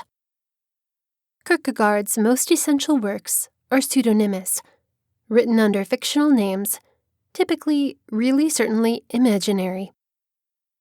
The issue of pseudonymity has been variously translated as a literary gadget, an individual quirk, or as an illusion of the consistent stress between the philosophical truth and existential or personal truth. We have already seen that for the existentialists, it is of equal value what one says and the way in which something is said. This forms part of the attempt to return to a more authentic way of philosophizing, first of all exhibited by their Greeks. In a work like Either or, mostly a treatise against the Hegelians, theoretical reflections are followed by reflections on how to seduce girls. The point is to stress the distance between the anonymously and rationally produced truths of the logicians and the individual facts of existing individuals. Every pseudonymous author is a symbol for an existing individual, and sometimes his name is the key to the mysteries of his existence, like in the case of Johannes de Silentio, fictional writer of Fear and Trembling, where the mystery of Abraham's actions cannot be told, being a product of and coming from silence. Kierkegaard has been associated with a notion of truth as subjective or personal, but what does this mean? The issue is linked with his infamous confrontation with the Danish church and the scholastic environment of his days. Kierkegaard's work happens against the background of an academia dominated by Hegelian dialects and a society which decreases the communication with the divine to the daily observance of the ceremonial side of an institutionalized Christianity. Hegel is for Kierkegaard his arch enemy, not only because of what he writes, but also what he represents. Hegel is guilty for Kierkegaard just because he decreased the living truth of Christendom, the fact that God suffered and died on the cross, to just another moment, which necessarily will be conquered in the dialectical development of the spirit. While Hegel deals with God as a berif or concept, for Kierkegaard, the truth of Christianity signifies the extremely paradoxicality of faith, that is, that it is possible for the individual to go beyond the ethical and nevertheless, or rather simply because of this really act of disobedience, to be loved by God. Famously, for Hegel, all that is real is reasonable, where rationality means the historically articulated dialectical development of spirit, whereas for Kierkegaard, the suspension of rationality is the secret of Christianity. Against the cold reasoning of the Hegelian system, Kierkegaard looks for a fact which is truth for me. Christianity, in particular, represents the effort to offer somebody's life to the service of the divine. This cannot be argued. It can only be lived. While a theologian will try to argue for the credibility of his positions by arguing and counter-arguing, a true Christian will try to live his life the way Jesus lived it. This evidently marks the extension of the Hellenic idea of philosophy as a way of life, exhibited in the person of Socrates, who did not write treatises, but who craved his ideas. Before the sensible ideas of the theologians, in the words of Martin Heidegger, who was hugely influenced by Kierkegaard, man can neither be up to his knees in awe, nor can he play music and dance before this God. The idea of subjective truth will have serious consequences to the philosophical grasp of man. Typically described as animal rationale, the logical animal, by Aristotle and for a long time worshipped as such by generations of philosophical minds, Kierkegaard now comes to refine the human as the enthusiastic animal. What counts in man is the strength of his feelings and his desire to believe, contra the once all-powerful reason, in that which cannot be understood. The opening by Kierkegaard of this terra incognita of man's inner life will come to play a major role for later existentialists, most importantly for Nietzsche, and will expose the failings and weak points of an over-optimistic, because imitated the natural sciences, model of philosophy which was taught to talk much concerning the truth of the human, when all it comprehended about the human was a mutilated version. In the Garden of Eden, Adam and Eve lived in a state of innocence, in communication with God, and in harmony with their physical environment. The dismissal from the garden opened a wide range of new possibilities for them, and thus the problem of anxiety developed. Adam, the Hebrew word for man, is now free to determine through his actions the route of things. Naturally, there is a stress here. The human, created in God's image, is an infinite being. Like God, he can also choose and act according to his will. All at once, however, he is a finite being, since he is limited by his body, specific socioeconomic conditions, etc. That tension between the limited and boundless is the source of anxiety. However, as opposed to the Hegelian analysis, Kierkegaard doesn't look for an escape from anxiety. On the contrary, he stresses its positive role in the thriving of the human. As he characteristically puts it, just because he is a synthesis, he can be in anxiety, and the more profoundly he is in anxiety, the greater is the man.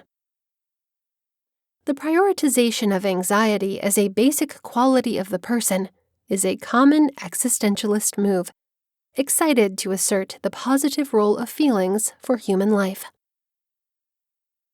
Perhaps the most famous work of Kierkegaard was Fear and Trembling, a brief book which exhibits tons of problems raised by him throughout his career. Fear and Trembling retells the story of the tried sacrifice of Isaac by his father Abraham. God tells Abraham that so as to prove his faith, he needs to sacrifice his only child.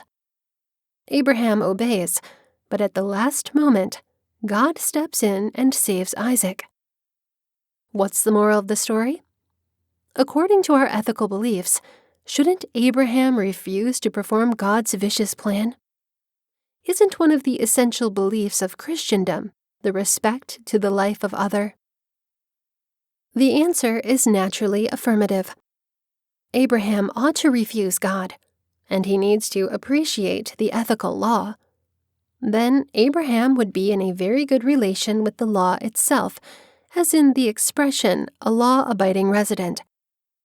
On the contrary, what Abraham tries to accomplish is a personal relation with the author of the moral law. The author is neither a symbolic figure nor an abstract idea. He is somebody with a name. The name of God is the unpronounceable tetragrammaton. The unpronounceability shows the synchronized nearness and distance of the great other. The Christian God, then, the writer of the moral law at his will, suspends the law and requires his illegal dream be obeyed. Jacques Derrida notes that the temptation is now for Abraham the moral law itself. He must withstand ethics. This is the mad reasoning of God. The story naturally raises many issues. It is not such a subjectivist model of truth and religion clearly hazardous. What if somebody was to support his acts of violence as a command of God? Kierkegaard's response would be to suggest that it is only just because Abraham loved Isaac with all his heart that the sacrifice could take place. He must love Isaac with his entire soul. Only then can he sacrifice him. Abraham's faith is proved by the strength of his love for his child, though this does not totally answer the question of legitimacy. Even if we agree that Abraham believed that God loved him so that he would in some way spare him. Kierkegaard also separates between the act of Abraham and the act of the terrible hero, like Agamemnon sacrificing his daughter, Iphigenia. The terrible hero's act is a product of calculation. What is better to do? What would be more useful? Abraham stands away from various kinds of computations. He stands alone. That is, free in front of the horror of religious, the price and the benefit of faith. B. Friedrich Nietzsche, 1844 to 1900. As an existentialist philosopher, I know my lot. Someday my name will be linked to the memory of something monstrous, of a crisis as yet unprecedented on Earth. Extremely, what in 1888 seemed like megalomania came years later to be realized. The name Nietzsche had been related to an array of historical events, philosophical principles, and prevalent, well-known legends. Above all, Nietzsche has managed in some way to associate his name with the turmoil of a crisis. For a while, this dilemma was connected to the events of World War II. The exploitation of his teaching by the Nazi ideologues, notably Alfred Rosenberg and Alfred Baumüller, though entirely misdirected, arguably had its source in Nietzsche's own noble radicalism. More generally, the crisis describes the prospect of a future lacking any meaning. This is a typical theme for all the existentialists, to be sure. The prospect of centuries of nihilism, the decline of the highest values, inaugurates for Nietzsche the era in which the human itself, for the first time in its history, is contacted us to give meaning both to its own existence and to the existence of the world. This is an occasion of a catastrophic magnitude. From now on, there are neither guidelines to be followed, lighthouses to direct us, and no right answers, but only experiments to be performed with unknown results.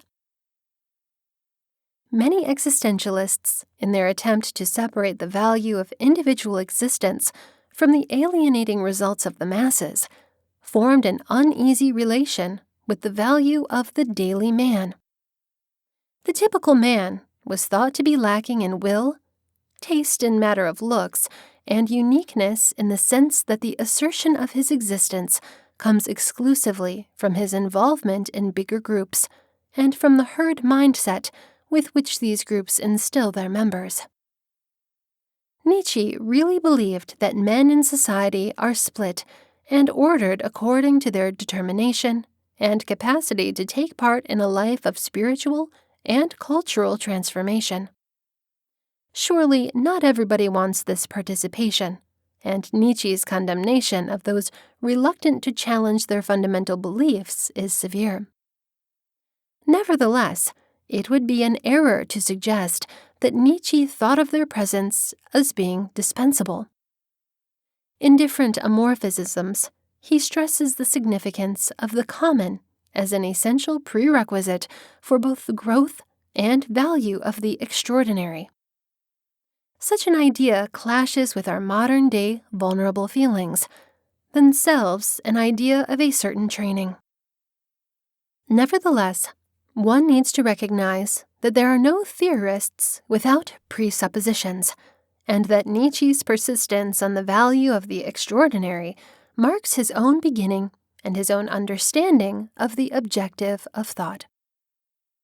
Regardless of the dubious politics that the crisis of meaning gave rise to, the crisis itself is only an after-effect of a larger and deeper challenge that Nietzsche's work determines and postures. For Nietzsche, the crisis of meaning is inextricably linked to the dilemma of religious consciousness in the West. Whereas for Kierkegaard, the issue of meaning was to be dealt with through the individual's relation to the divine, for Nietzsche, the militantly anti-Christian, the issue of meaning is rendered possible at all because of the death of the divine. As he explains in the Genealogy of Morality, it is only after the cultivation of truth as a value by the priest that truth comes to question its own value and function. What truth discovers is that at the ground of all truth lies an undeniable faith in the value of truth. Christianity is destroyed when it is pushed to tell the truth about itself, when the impressions of the old ideals are exposed. What is called the death of God is also then the death of truth, though not the true worth of truthfulness. This is an occasion of tremendous effects for the future. But one has to be careful here. Generations of readers, by focusing on the event of the actual announcement of the death of God, have completely really missed Madmen's woeful mourning, which follows the statement, "Where is God?" He sobbed, "I'll tell you. We have killed him, you and I. We are all his killers. However, how did we do this? How were we able to drain the sea? Who gave us the sponge to wipe away the whole horizon? What were we doing when we unchained this earth from its sun? Where is it moving? Where are we moving to? From all suns?" The above sentences are really far from constituting a joyful declaration. No one is happy here. Nietzsche's atheism has nothing to do with the naive atheism of others, for instance, Sartre, whose rush to affirm their flexibility, just as if their petty individuality were able to fill the huge void left by the absence of God. Nietzsche is not naive, and because he is not ignorant, he is rather pessimistic. What the death of God truly reveals is the demise of humans as we know it. One has to think of this break in the history of the human in Kantian terms. Kant notoriously described enlightenment as man's introduction from his self-incurred immaturity. Similarly, Nietzsche really believes that the death of the divine could be the opportunity for the introduction of a being which obtains the meaning of its existence from within itself and not from some authority external to it. If the meaning of the human derived from God, then, with the vast universe empty, man cannot replace the missing God. That void can only be filled by something greater and fuller, which in the Nietzschean jargon means the greatest unity of contradictory forces.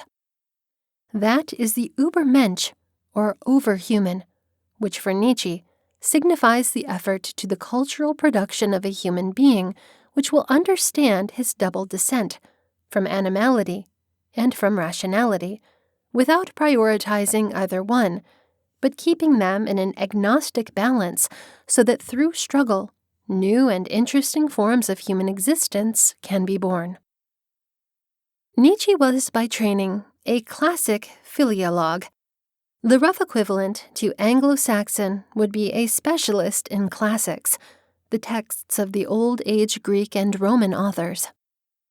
Maybe because of his close associate with the age-old authors, he became vulnerable to quite a different understanding of the philosophical thinking to that of his contemporaries.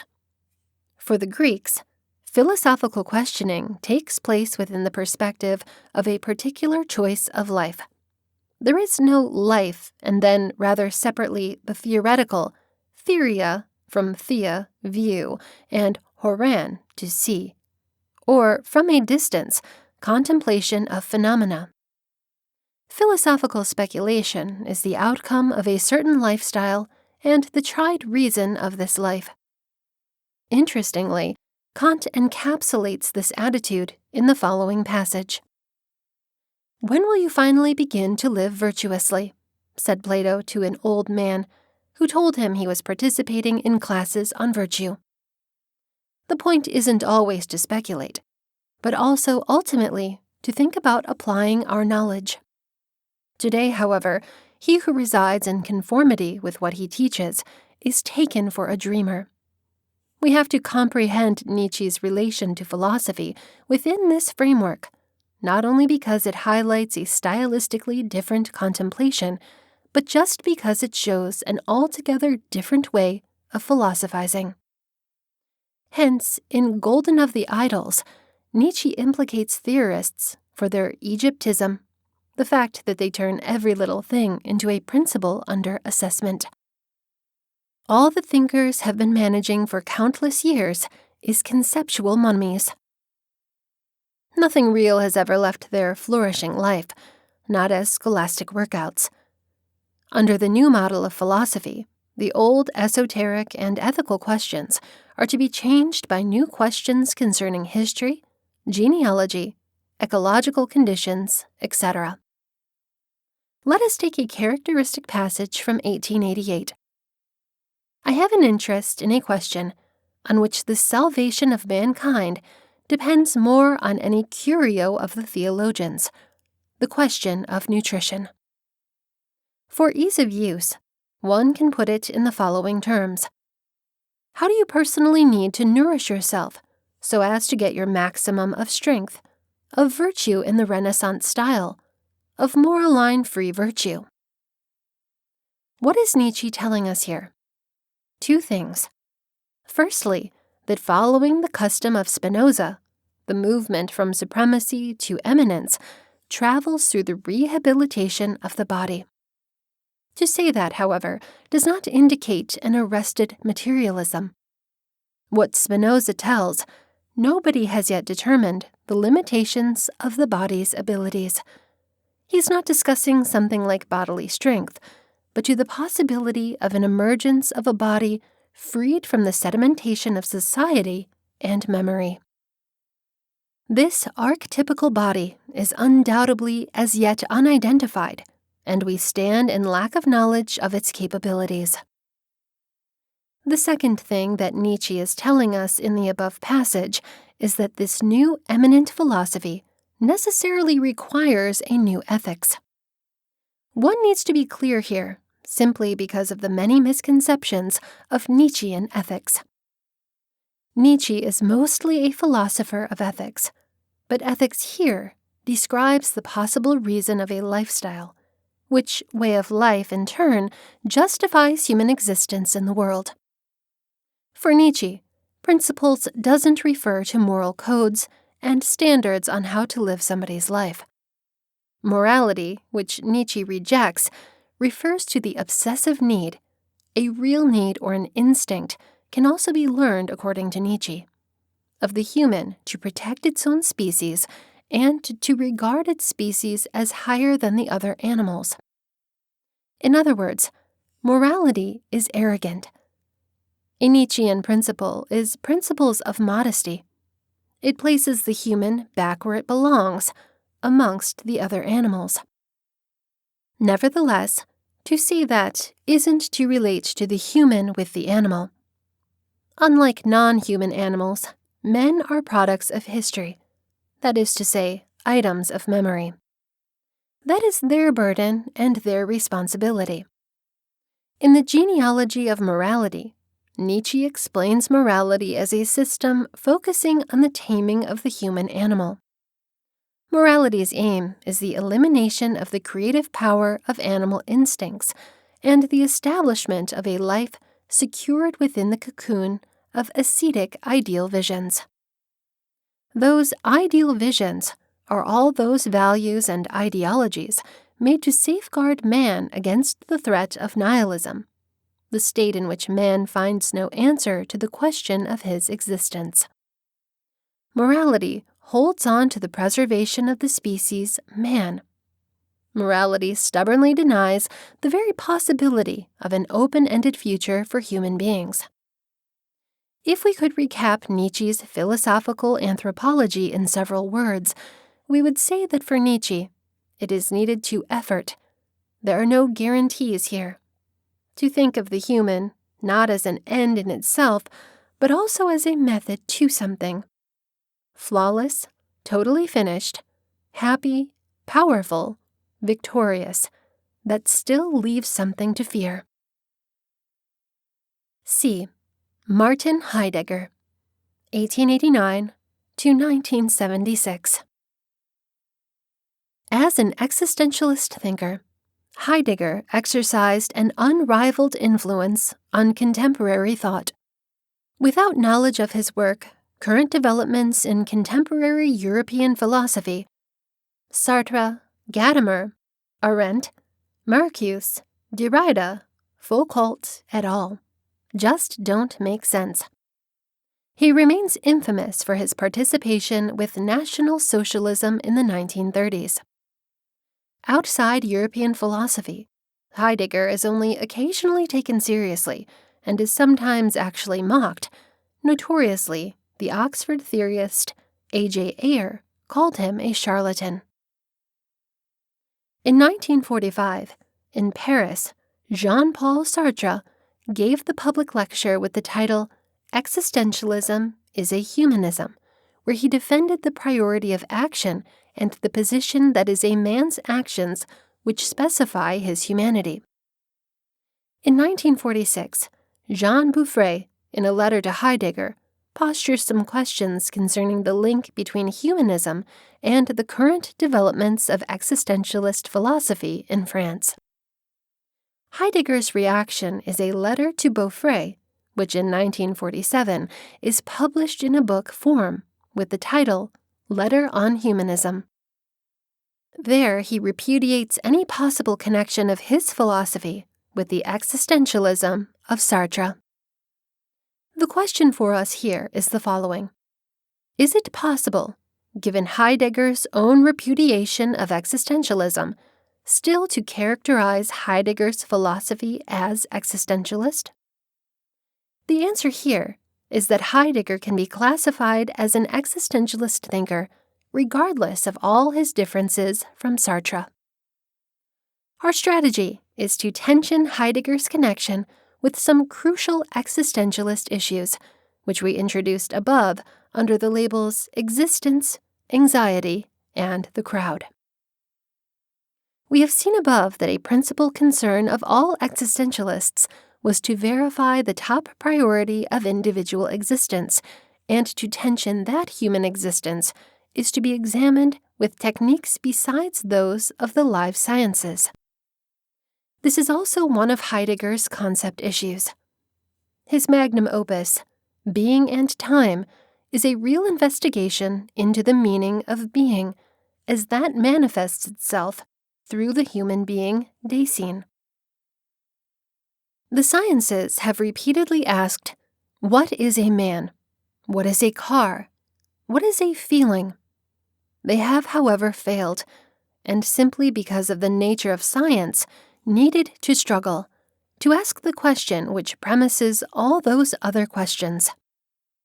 This question is, what's the meaning of that, being which isn't an entity, like other beings, for instance, a chair, a vehicle, or a rock, and yet, through it, beings have meaning at all. Examining the question of the meaning of being, we find that it emerges only just because it is made possible by the human which poses the question. Dasein has already a preconceptual understanding of being because it is the place where being manifests itself. Unlike the traditional comprehension of the human as hypokemion by Aristotle, what through the filtering of Greek, thought by the Romans, ends up being substantia, that which supports all entities and qualities as their base and their ground. Dasein describes the way which human beings are. The essence of Dasein depends on its existence, and the existence of Dasein is not fixed like the existence of a compound is. That is exactly why people locate a place which is nonetheless remains unsteady and unfixed. The virtual place that Dasein inhabits is not empty. It's filled with beings which ontologically structure the very possibility of Dasein. Dasein exists as in the world. World is not something separate from Dasein. Rather, Dasein can't be comprehended outside of the referential totality which constitutes it. Heidegger repeats here a familiar existentialist pattern concerning the situatedness of experience. Sartre, by contrast, becomes from the tradition of Descartes, and to this custom remains loyal. From Heidegger's perspective, Sartre's method of verifying the top priority of existence over essence is a byproduct of the custom of Renaissance humanism, which wishes to assert the importance of man as the highest and most splendid of finite beings. Sartrean existence refers to the fact that a human is, while Heidegger's existence describes the way in which Dasein is tossed into the world of referential relations, such as Dasein is said by being to secure its truth. Sartre, following Descartes, considers the human as a compound, producing or sustaining entities. Heidegger, on the contrary, thinks about the human as a passivity which accepts the call of being. Man isn't the lord of beings. Man is the shepherd of being. The Heideggerian priority is then being, and Dasein's value relies on its receptiveness to the call of being. For Kierkegaard, anxiety specifies the possibility of responsibility, the exodus of man from the innocence of Eden, and his involvement into history.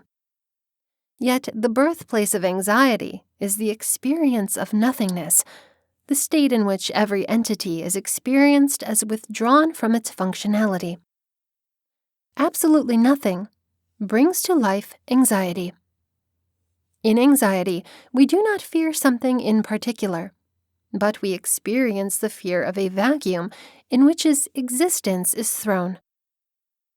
Existentialist thinkers are interested in anxiety because anxiety embellishes one.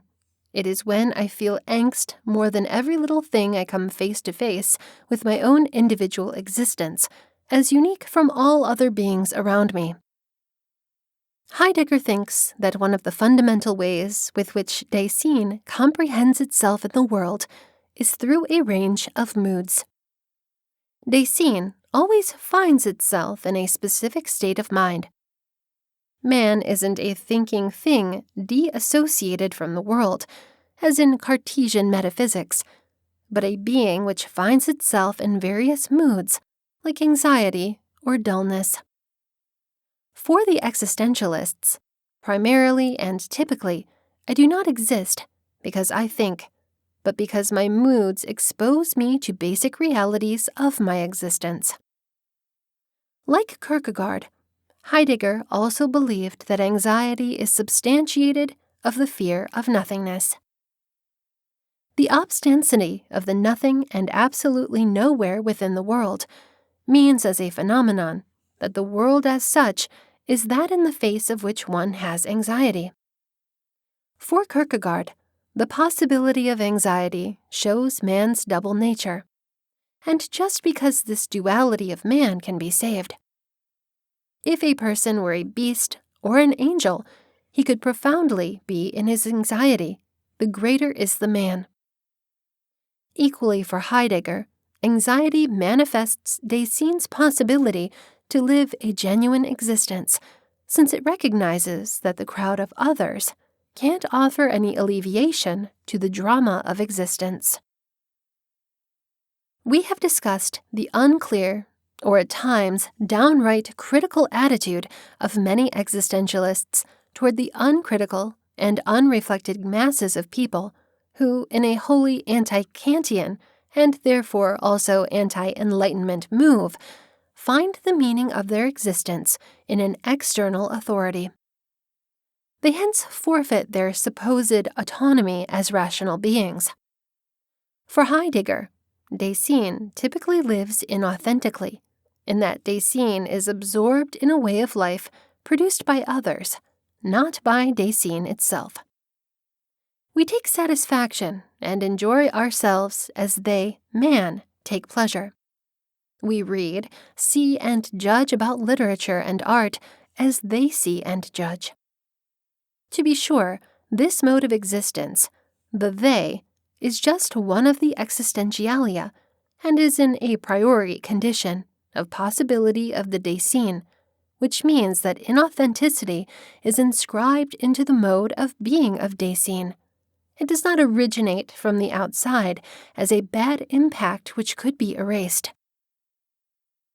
Heidegger's language is unclear on the problem of inauthenticity, and the reader has to make his mind on the status of the they. A lot has been said on the possible connections of Heidegger's philosophy with his political engagements. While it is always a danger to read the works of great thinkers as political manifestos, it seems prima facie obvious that Heidegger's thought in this area deserves the close investigation it has gotten. Heidegger was an extremely original thinker. His project was nothing less than the overcoming of Western metaphysics through the positing of the forgotten question of being. He stands in a rather critical relation to past philosophers, but simultaneously, he is greatly indebted to them, far more than he wants to admit. This isn't to question his creativity. It is to recognize that, though isn't an ex nihilo production, it comes as a response to the things past and aims toward what's made possible through that past. D. Jean-Paul Sartre, 1905 to 1980. As an existentialist theorist, in the public awareness at least, Sartre must definitively be the central figure of existentialism. All the themes that we introduced above come together in his work. With the possible exception of Nietzsche, his works are the most widely anthologized, especially the charming, if oversimplifying lecture, Existentialism and Humanism. And his literary works are commonly read, particularly the novel Queasiness, or performed. While awkward in the limelight, he was nonetheless the very model of a public intellectual, writing hundreds of short pieces for public dissemination and taking resolutely independent and often controversial stands on major political events. His works are the most clearly existentialist in character, date from Sartre's early and middle period, mostly the 1930s and 1940s. From the 1950s onwards, Sartre moved his existentialism towards an approach the purpose of which was to comprehend the possibility of a really innovative politics. Sartre was in his late 20s when he initially experienced phenomenology, particularly the philosophical ideas of Edmund Husserl. We should mention that Heidegger was also deeply impacted by Husserl, but it was less apparent in the language he employs simply because he drops the language of awareness and acts. Of specific significance, Sartre thought was Husserl's notion of intentionality. In Sartre's analysis of this idea, consciousness isn't to be identified with a thing. For example, a mind, soul, or brain. That's to say, some kind of repository of ideas and pictures of things. Rather, awareness is nothing but a directedness of things. Sartre found a nice way to sum up the concept of the intentional item. If I really love her, I love her simply because she is adorable. Within my experience, her lovableness isn't an element of my picture of her. Rather, it's a function of her, and ultimately a part of the world, towards which my consciousness directs itself. The important things I see about her smile, her laugh, are not originally neutral. And after that, I translate the idea of them as charming. They are elements of her as lovable. The notion that awareness is not the thing is essential to Sartre. Undoubtedly, consciousness is mainly to be characterized as absolutely nothing. It is first and foremost not that which understands. Sartre calls human existence the for itself, and the being of things the in itself. Due to the fact that it is not a thing, it is exempt to the laws of things. Specifically, it is not part of the chain of causes, and its identity is not akin to that of a substance. As we suggested that an interest in the nature of existence, and more particularly, an interest in the distinctive nature of human existence, are defining existentialist themes. Moreover, awareness, and not a thing that is part of the causal chain, I'm free. From moment to moment, each action is mine alone to choose. I will naturally have a past me that can't be done without. This belongs to my circumstance. Though again, I am first and primary, not my circumstance. Hence, at every moment I choose whether to advance that life path or to be something else. Therefore, my existence, the mere fact that I am, is before my essence, what I make of myself through my free choices. I am therefore entirely accountable for myself. If my act isn't simply whatever happens to come to mind, then my action may embody a more general principle of action. This concept, too, is one that I must have easily chosen and committed myself to. It's an image of the kind of life that I believe has value. In these ways, Sartre converges with the broadly Kantian account of flexibility, which we introduced above in our thematic area. As positioned, I also find myself surrounded by such images, from religion, culture, politics, or morality, but none forces my freedom. All these forces that try to proper my liberty by objectifying me from Sartre's version of the crowded theme. I exist as freedom, mainly characterized as not determined, so my continuing existence needs the ever-renewed exercise of freedom. Hence, in our thematic conversation above, the concept from Spinoza and Leibniz of existence as a striving to exist. Therefore, also my non-existence, and the non-existence of every little thing I believe in, is only a free choice away. I, in the sense of an authentic human existence, am not what I am, the past I have accumulated, the things that surround me, or the way that others view me. I am alone in my responsibility. My existence, relative to every little thing external that may give it meaning, is absurd. Face to face with such responsibility, I feel anxiety. Note that even though Sartre's account of situatedness owes much to Nietzsche and Heidegger, he sees it primarily concerning what gives human liberty its meaning and its burden. Nietzsche and Heidegger, on the other hand, view such a conception of liberty as naively esoteric. Assume, though, that at some time I understand myself in a thing-like way. For instance, I say, I am a student, treating myself as having actually a repaired, thing-like identity. Or I had no choice, treating myself as belonging to the causal chain. I am ascribing a fixed identity or set of qualities to myself, much as I would say that this is a piece of granite. In that case, I am existing in denial of my distinctly human mode of existence. I'm fleeing from my freedom. That is inauthenticity or bad faith. As we shall see, inauthenticity is not just an occasional risk of human life, but necessary to it. Human existence is a constant falling away from an authentic recognition of its flexibility.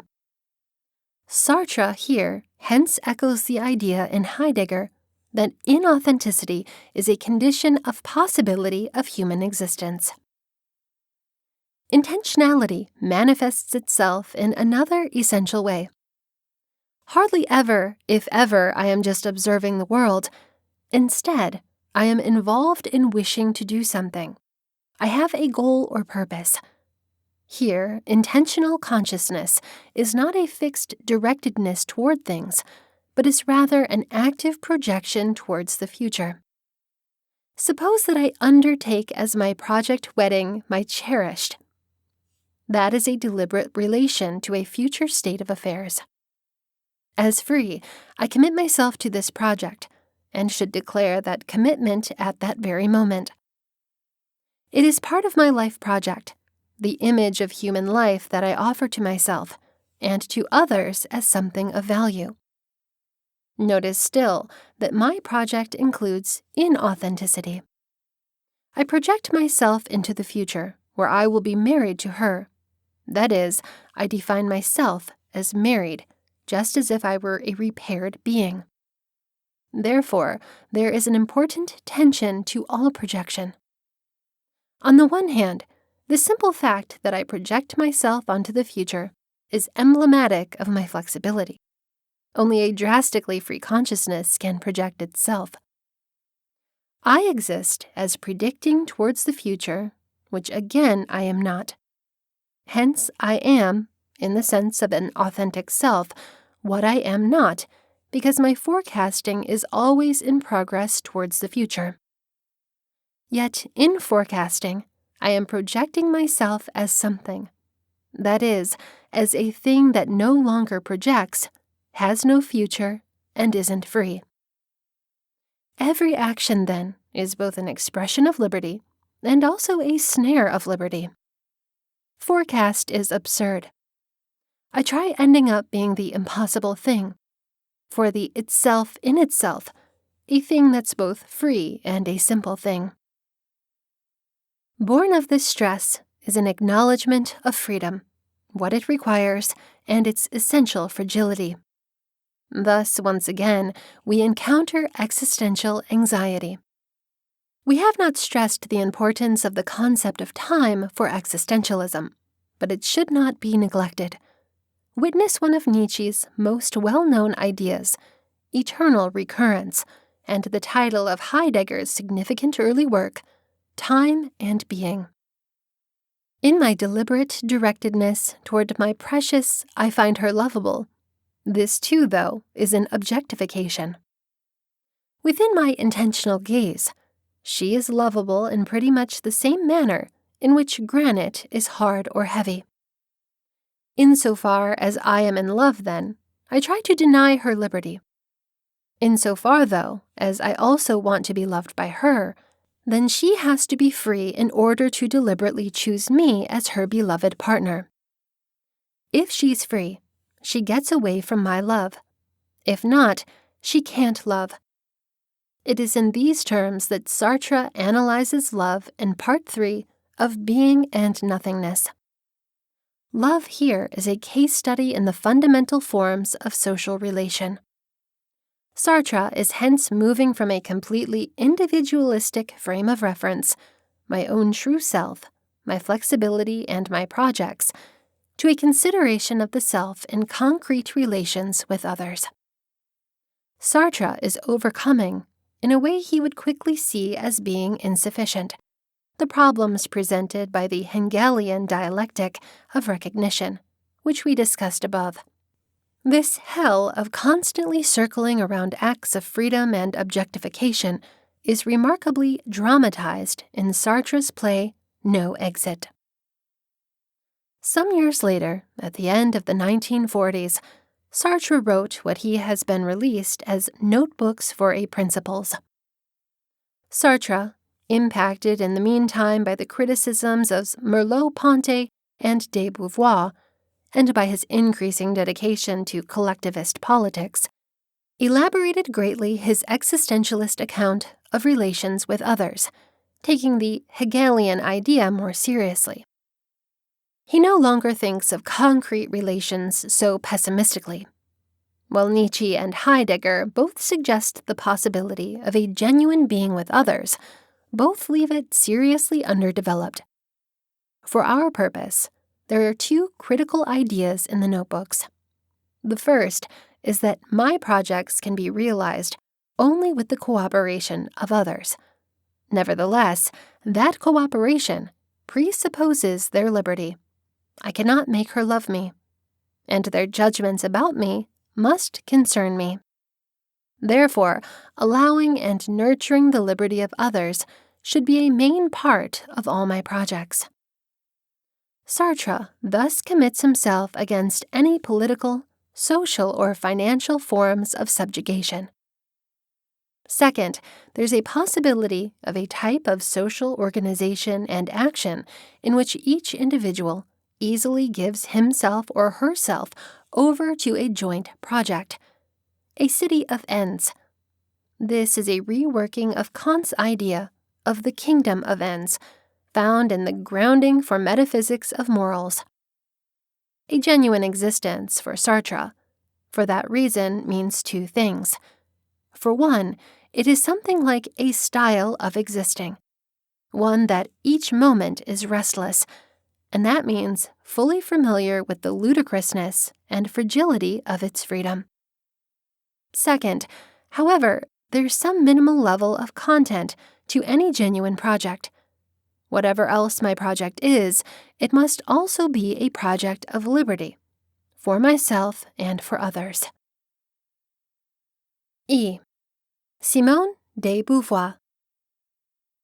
As an existentialist theorist, Simone de Beauvoir was the youngest student ever to pass the demanding aggregation at the prestigious École Normale Supérieure.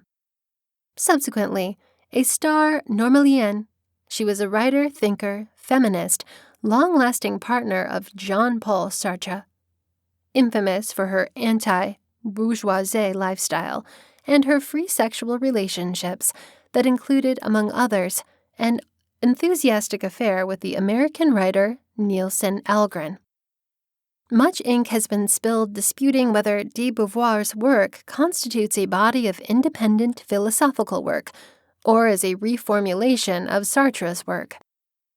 The dispute rests, of course, on the fundamental misunderstanding that wants a body of work to exist and develop individually, of or uninfluenced by its intellectual environment. Such neutrality isn't only impossible, but also unfavorable. Such a body of work would be ultimately irrelevant, since it would be non-communicable. And so, the question of de Beauvoir's independence may just be dismissed as irrelevant to the philosophical questions that her work raises. In 1943, Being and Nothingness, the groundwork for the existentialist movement in France, was released. There, Sartre gave an account of liberty as ontological constitutive of the subject. One cannot be free. This is the kernel of the Sartrean concepts of freedom. In 1945, Merleau-Ponty's Phenomenology of Perception is published. There, as well as an essay from the same year entitled The War Has Occurred, Merleau-Ponty heavily slams the Sartrean stand, criticizing it as a reformulation of fundamental Stoic tenets.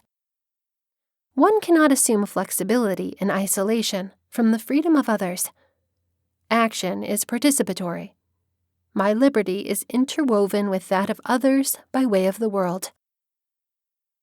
Moreover, action occurs within a particular historic context. For Merleau-Ponty, the subjective free will is always in a dialectical relationship with its historical context. In 1947, Simone de Beauvoir's Ethics of Obscurity is published. The book is an intro into existentialism, but also a subtle critique of Sartre's position on freedom, and a partial extension of existentialism toward the social. though de Beauvoir will echo Merleau-Ponty's criticism relating to the important interrelation of the subjects. However, she will leave unstressed the significance that the social framework plays in the explication of ethical problems. Like Sartre, it is only later in her life that this will be acknowledged. In any case, de Beauvoir's book precipitates, in turn, a major rethink on Sartre's part. The outcome is the Notebooks for a Principles. In Ethics of Ambiguity, de Beauvoir offers a picture of the human topic as constantly oscillating between facility and transcendence, whereas the human is always already limited by the brute facts of his existence. Nevertheless, it is always desires to overcome its situation, to choose its liberty, and thus to create itself. That tension must be considered positive and not restrictive of action. It is exactly just because of the ontology of the human is a battlefield of antithetical movements, a view constant with de Beauvoir's Hegelianism, that the subject should produce an ethics which will be continuous with its ontological core. The term for this tension is obscurity. Obscurity is not a quality of the human as substance, but a characterization of human existence. We are ambiguous beings destined to throw ourselves into the future, while concurrently, it is our own existence that tosses us back into facility. That is to say, back to the brute fact that we are in a sense always already destined to flop, not in this or that specific project, but to struggle as pure and continual supremacy. It is precisely because of and through this basic failure that we understand that our moral relation to the world can't be self-referential, but should pass through the awareness of the common fate of the human as a stopped working and related being. De Beauvoir, in contrast to Sartre, was an academic reader of Hegel. Her position on existential principles is therefore more heavily affected by Hegel's view of phenomenology, of spirit, concerning the moment of recognition. There, Hegel describes the movement in which self-consciousness produces itself by presuming another would be self-conscious, not as a mute item, but as itself self-consciousness. The Hegelian movement remains one of the most fascinating movements in the history of philosophy, since it is for the first time that the constitution of the self does not occur from within the self, as occurs with Descartes, for whom the only truth is the truth of my existence, or Leibniz, for whom the monads are windowless, or Fichte, for whom I is absolutely self-constitutive, but from the outside. It is, Hegel tells us, only because somebody else acknowledges me as a subject that I can be constituted as such. Outside the moment of recognition, there is no self-consciousness.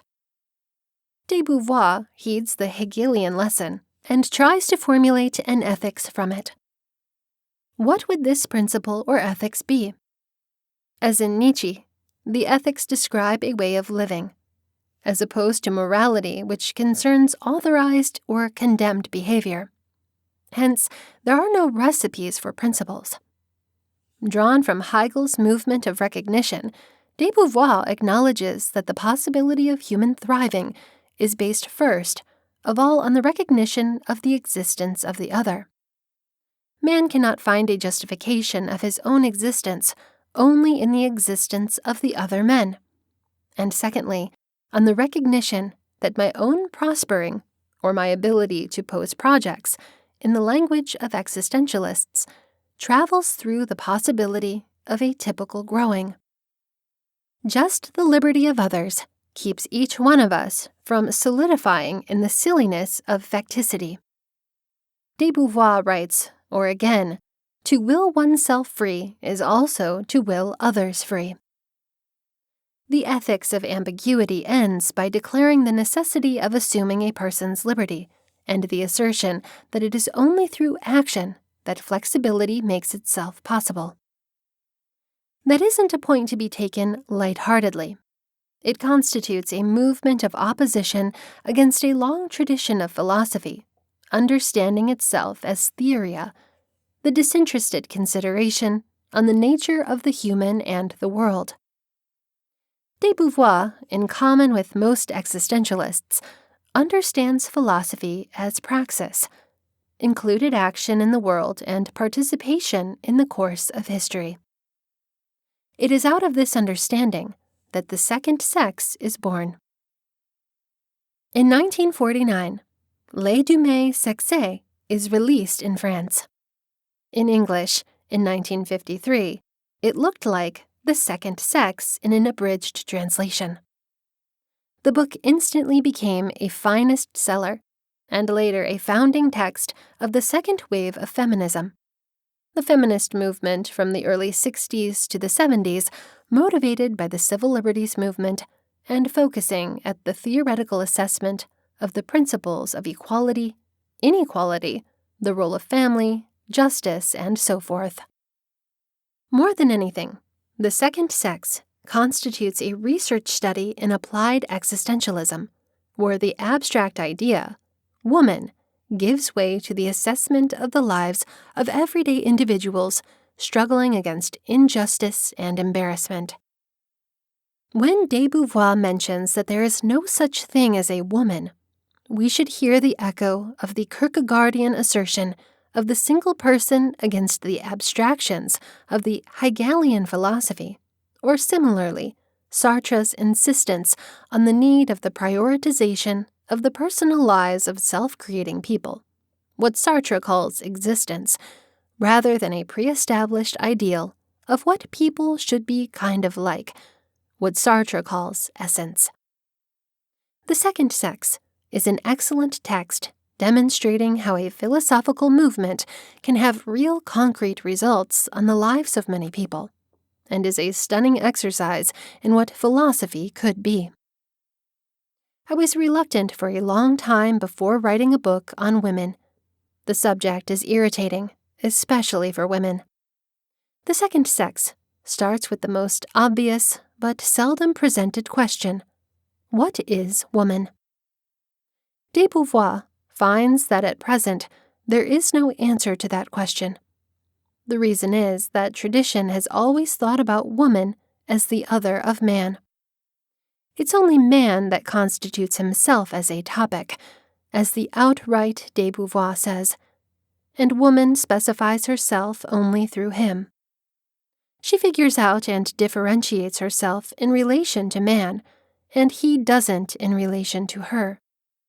She is the inessential in front of the necessary. However, why is it that woman has initially accepted or endured this process, where she ends up being the other of man? De Beauvoir does not give a consoling answer. On the contrary, by turning to Sartre's notion of bad faith, which refers to the human being's anxiety in front of the responsibility involved by the awareness of its radical flexibility, she thinks that women sometimes are complicit to their situation. It is indeed much easier for one, anybody, to presume the role of an object, for example, a homemaker kept by her partner, than to take responsibility for creating him or herself and creating the possibilities of flexibility for others. Naturally, the condition of bad faith isn't always the case. Typically, women find themselves in a socio-cultural environment which denied them the very possibility of personal flourishing, as occurs with most of the significant religious communities.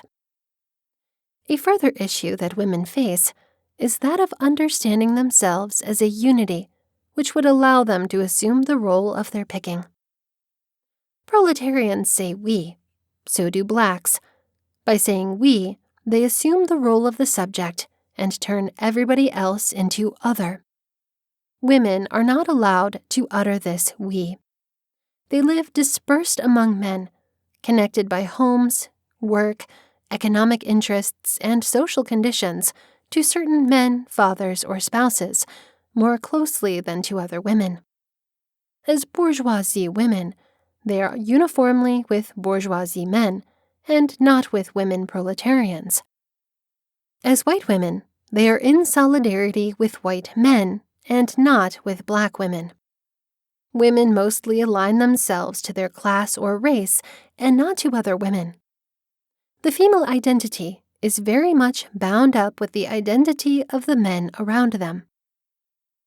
Among the most renowned moment in the second sex is the much-quoted expression, "One isn't born, but rather becomes woman." She explains, no biological, physical, or economic fate defines the figure that the human female takes on in society. It is civilization as a whole that elaborates this intermediary product between the male and the eunuch that is called womanly.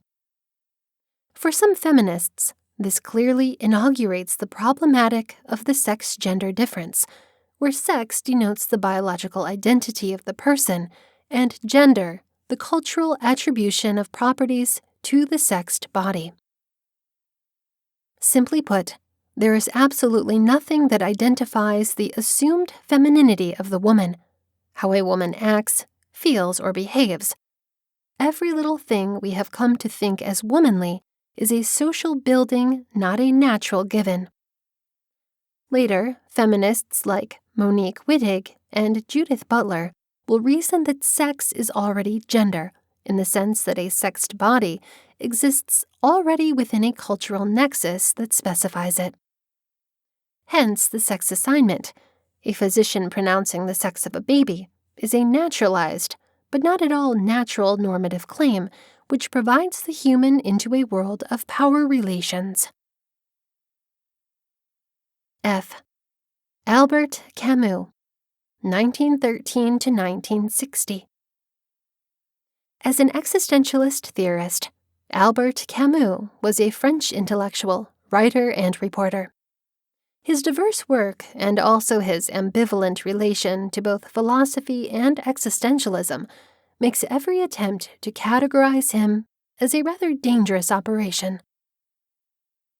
A recipient of the 1957 Nobel Prize for Literature, primarily for his books, he is also called a thinker as a result of his non-literary work and his relation with Jean-Paul Sartre. And yet, his response was clear. I am not a theorist, just because I don't believe in reason enough to believe in a system. What interests me is knowing how we must behave, and more precisely, how to behave when one doesn't believe in God or reason. The problem is not practically the label of existentialist. It rather points to a deep stress within the current of thought of all thinkers related to existentialism. The question is, with how many voices can thought speak?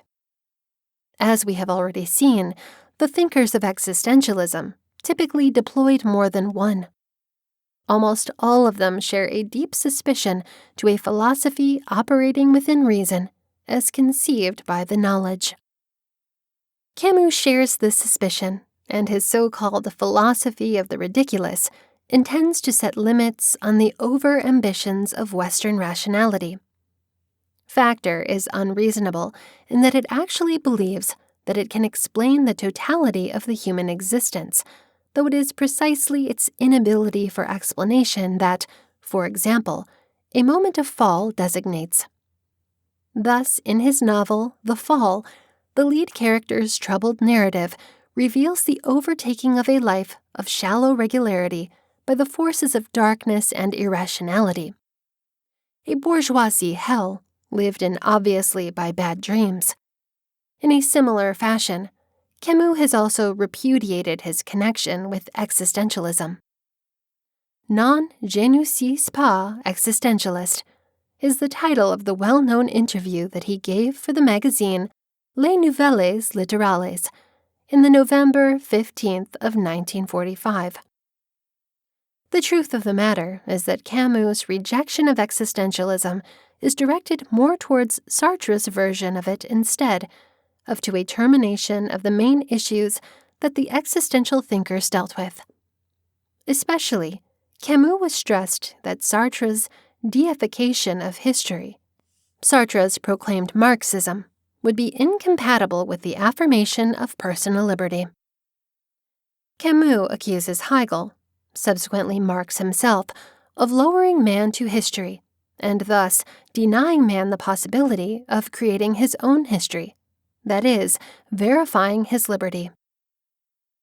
Philosophically, Camus is well known for his conception of the ridiculous. Perhaps we should clarify from the extremely starting with the unreasonable is not. The unreasonable isn't nihilism. For Camus, the approval of the unreasonable does not result in nihilism. According to Nietzsche, nihilism denotes the state in which the greatest values devalue themselves, or to inertia, but rather to their reverse, to action and involvement. The idea of the unreasonable represents the space which opens up between, on the one hand, man's need for intelligibility, and on the other hand, the irrational silence of the world, as he wonderfully puts it. In a world devoid of God, everlasting realities, or any other assisting concept, how could man bear the responsibility of a meaning-giving activity? The absurd man, like an astronaut looking at the earth from above, wonders whether a philosophical system, a faith or a political dogma, has the ability to make the world react to the questioning of man, or whether all human building and constructions are nothing but the extreme face paint of a clown, which is there to cover his sadness. This terrible suspicion haunts the ridiculous man. In one of the most memorable openings of a non-fictional book, he specifies, "There is but one truly serious philosophical problem, and that is suicide." Judging whether life is or is not really worth living amounts to addressing the basic question of philosophy. All the rest, whether or not the world has 3 measurements, whether the mind has 9 or 12 categories, comes afterwards. Those are games one should first answer. The issue of suicide, a deeply personal problem, manifests the exigency of a meaning-giving response. Undoubtedly for Camus, a self-destructive response to the issue of meaning would be the confirmation that the ridiculous has taken over man's inner life. It would mean that man isn't any more animal going after answers, in accordance with some inner drive that leads him to act to enhance the world with meaning. The suicide has become but a passive recipient of the muteness of the world. The ridiculous is concurrently consciousness and rejection of death. One has to know death, because it is specifically the awareness of man's death that pushes a person to strive for answers, and one has ultimately to turn down death, that is, turn down suicide, and also the living death of inertia and inactiveness. At the end, one has to keep the ridiculous alive, as Camus says. Nonetheless, what does it really mean? In the myth of Sisyphus, Camus tells the story of the legendary Sisyphus, who was condemned by the gods to ceaselessly roll a rock to the top of a mountain, and then let it fall back down against its own weight. Sisyphus, proletarian of the gods, helpless and rebellious, knows the whole level of his sorrowful condition. It is what he thinks of at the time of his descent. The lucidity that was to constitute his abuse at the same time crowns his victory. There's no fate that can be prevailed over by refuse. One must imagine that Sisyphus is victorious. Fate and ridiculousness have been conquered by a joyful contempt. Scorn is the appropriate reaction in the face of the unreasonable. Another name for this is refuse, however, would be creative creation. When Camus says, one does not discover the ridiculous without being lured to write a handbook of joy, He writes something about a moment of exhilarated insanity, which is the moment of the genesis of the creative work. Insanity, but nonetheless profound. Think of the function of the fool in Shakespeare's King Lear as the person that shows the king the most profound truths through the play, mimicry, and tunes. Such insanity can overcome the absurd without canceling it altogether. Practically, 10 years after the publication of The Myth of Sisyphus, Camus releases his second significant philosophical work, The Rebel, in 1951. Camus continues the problematic which had been started with The Myth of Sisyphus. Formerly, revolt or creation had been considered the needed reaction to the preposterousness of existence. Here, Camus goes on to analyze the nature of rebellion and its several manifestations in history. The Myth of Sisyphus is really Nietzschean style, Camus had said, but there is one beneficial action, that of remaking man and the earth.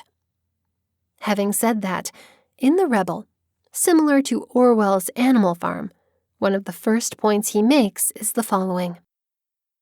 The servant begins by asking for justice and ends by wanting to wear a crown. He too wants to dominate. The problem is that while man truly rebels against both unjust social conditions and, as Camus says, against the entirety of creation, nonetheless, in the useful administration of such revolution, man comes to deny the mankind of the other in an effort to impose his own uniqueness. Take, for example, the case of the notorious Marquis de Sade, which Camus explores. In Sade, contradictory forces are at work. See the 100 Days of Sodom. On one hand, Sade wants a facility and of certainly mad community with desire as the supreme master.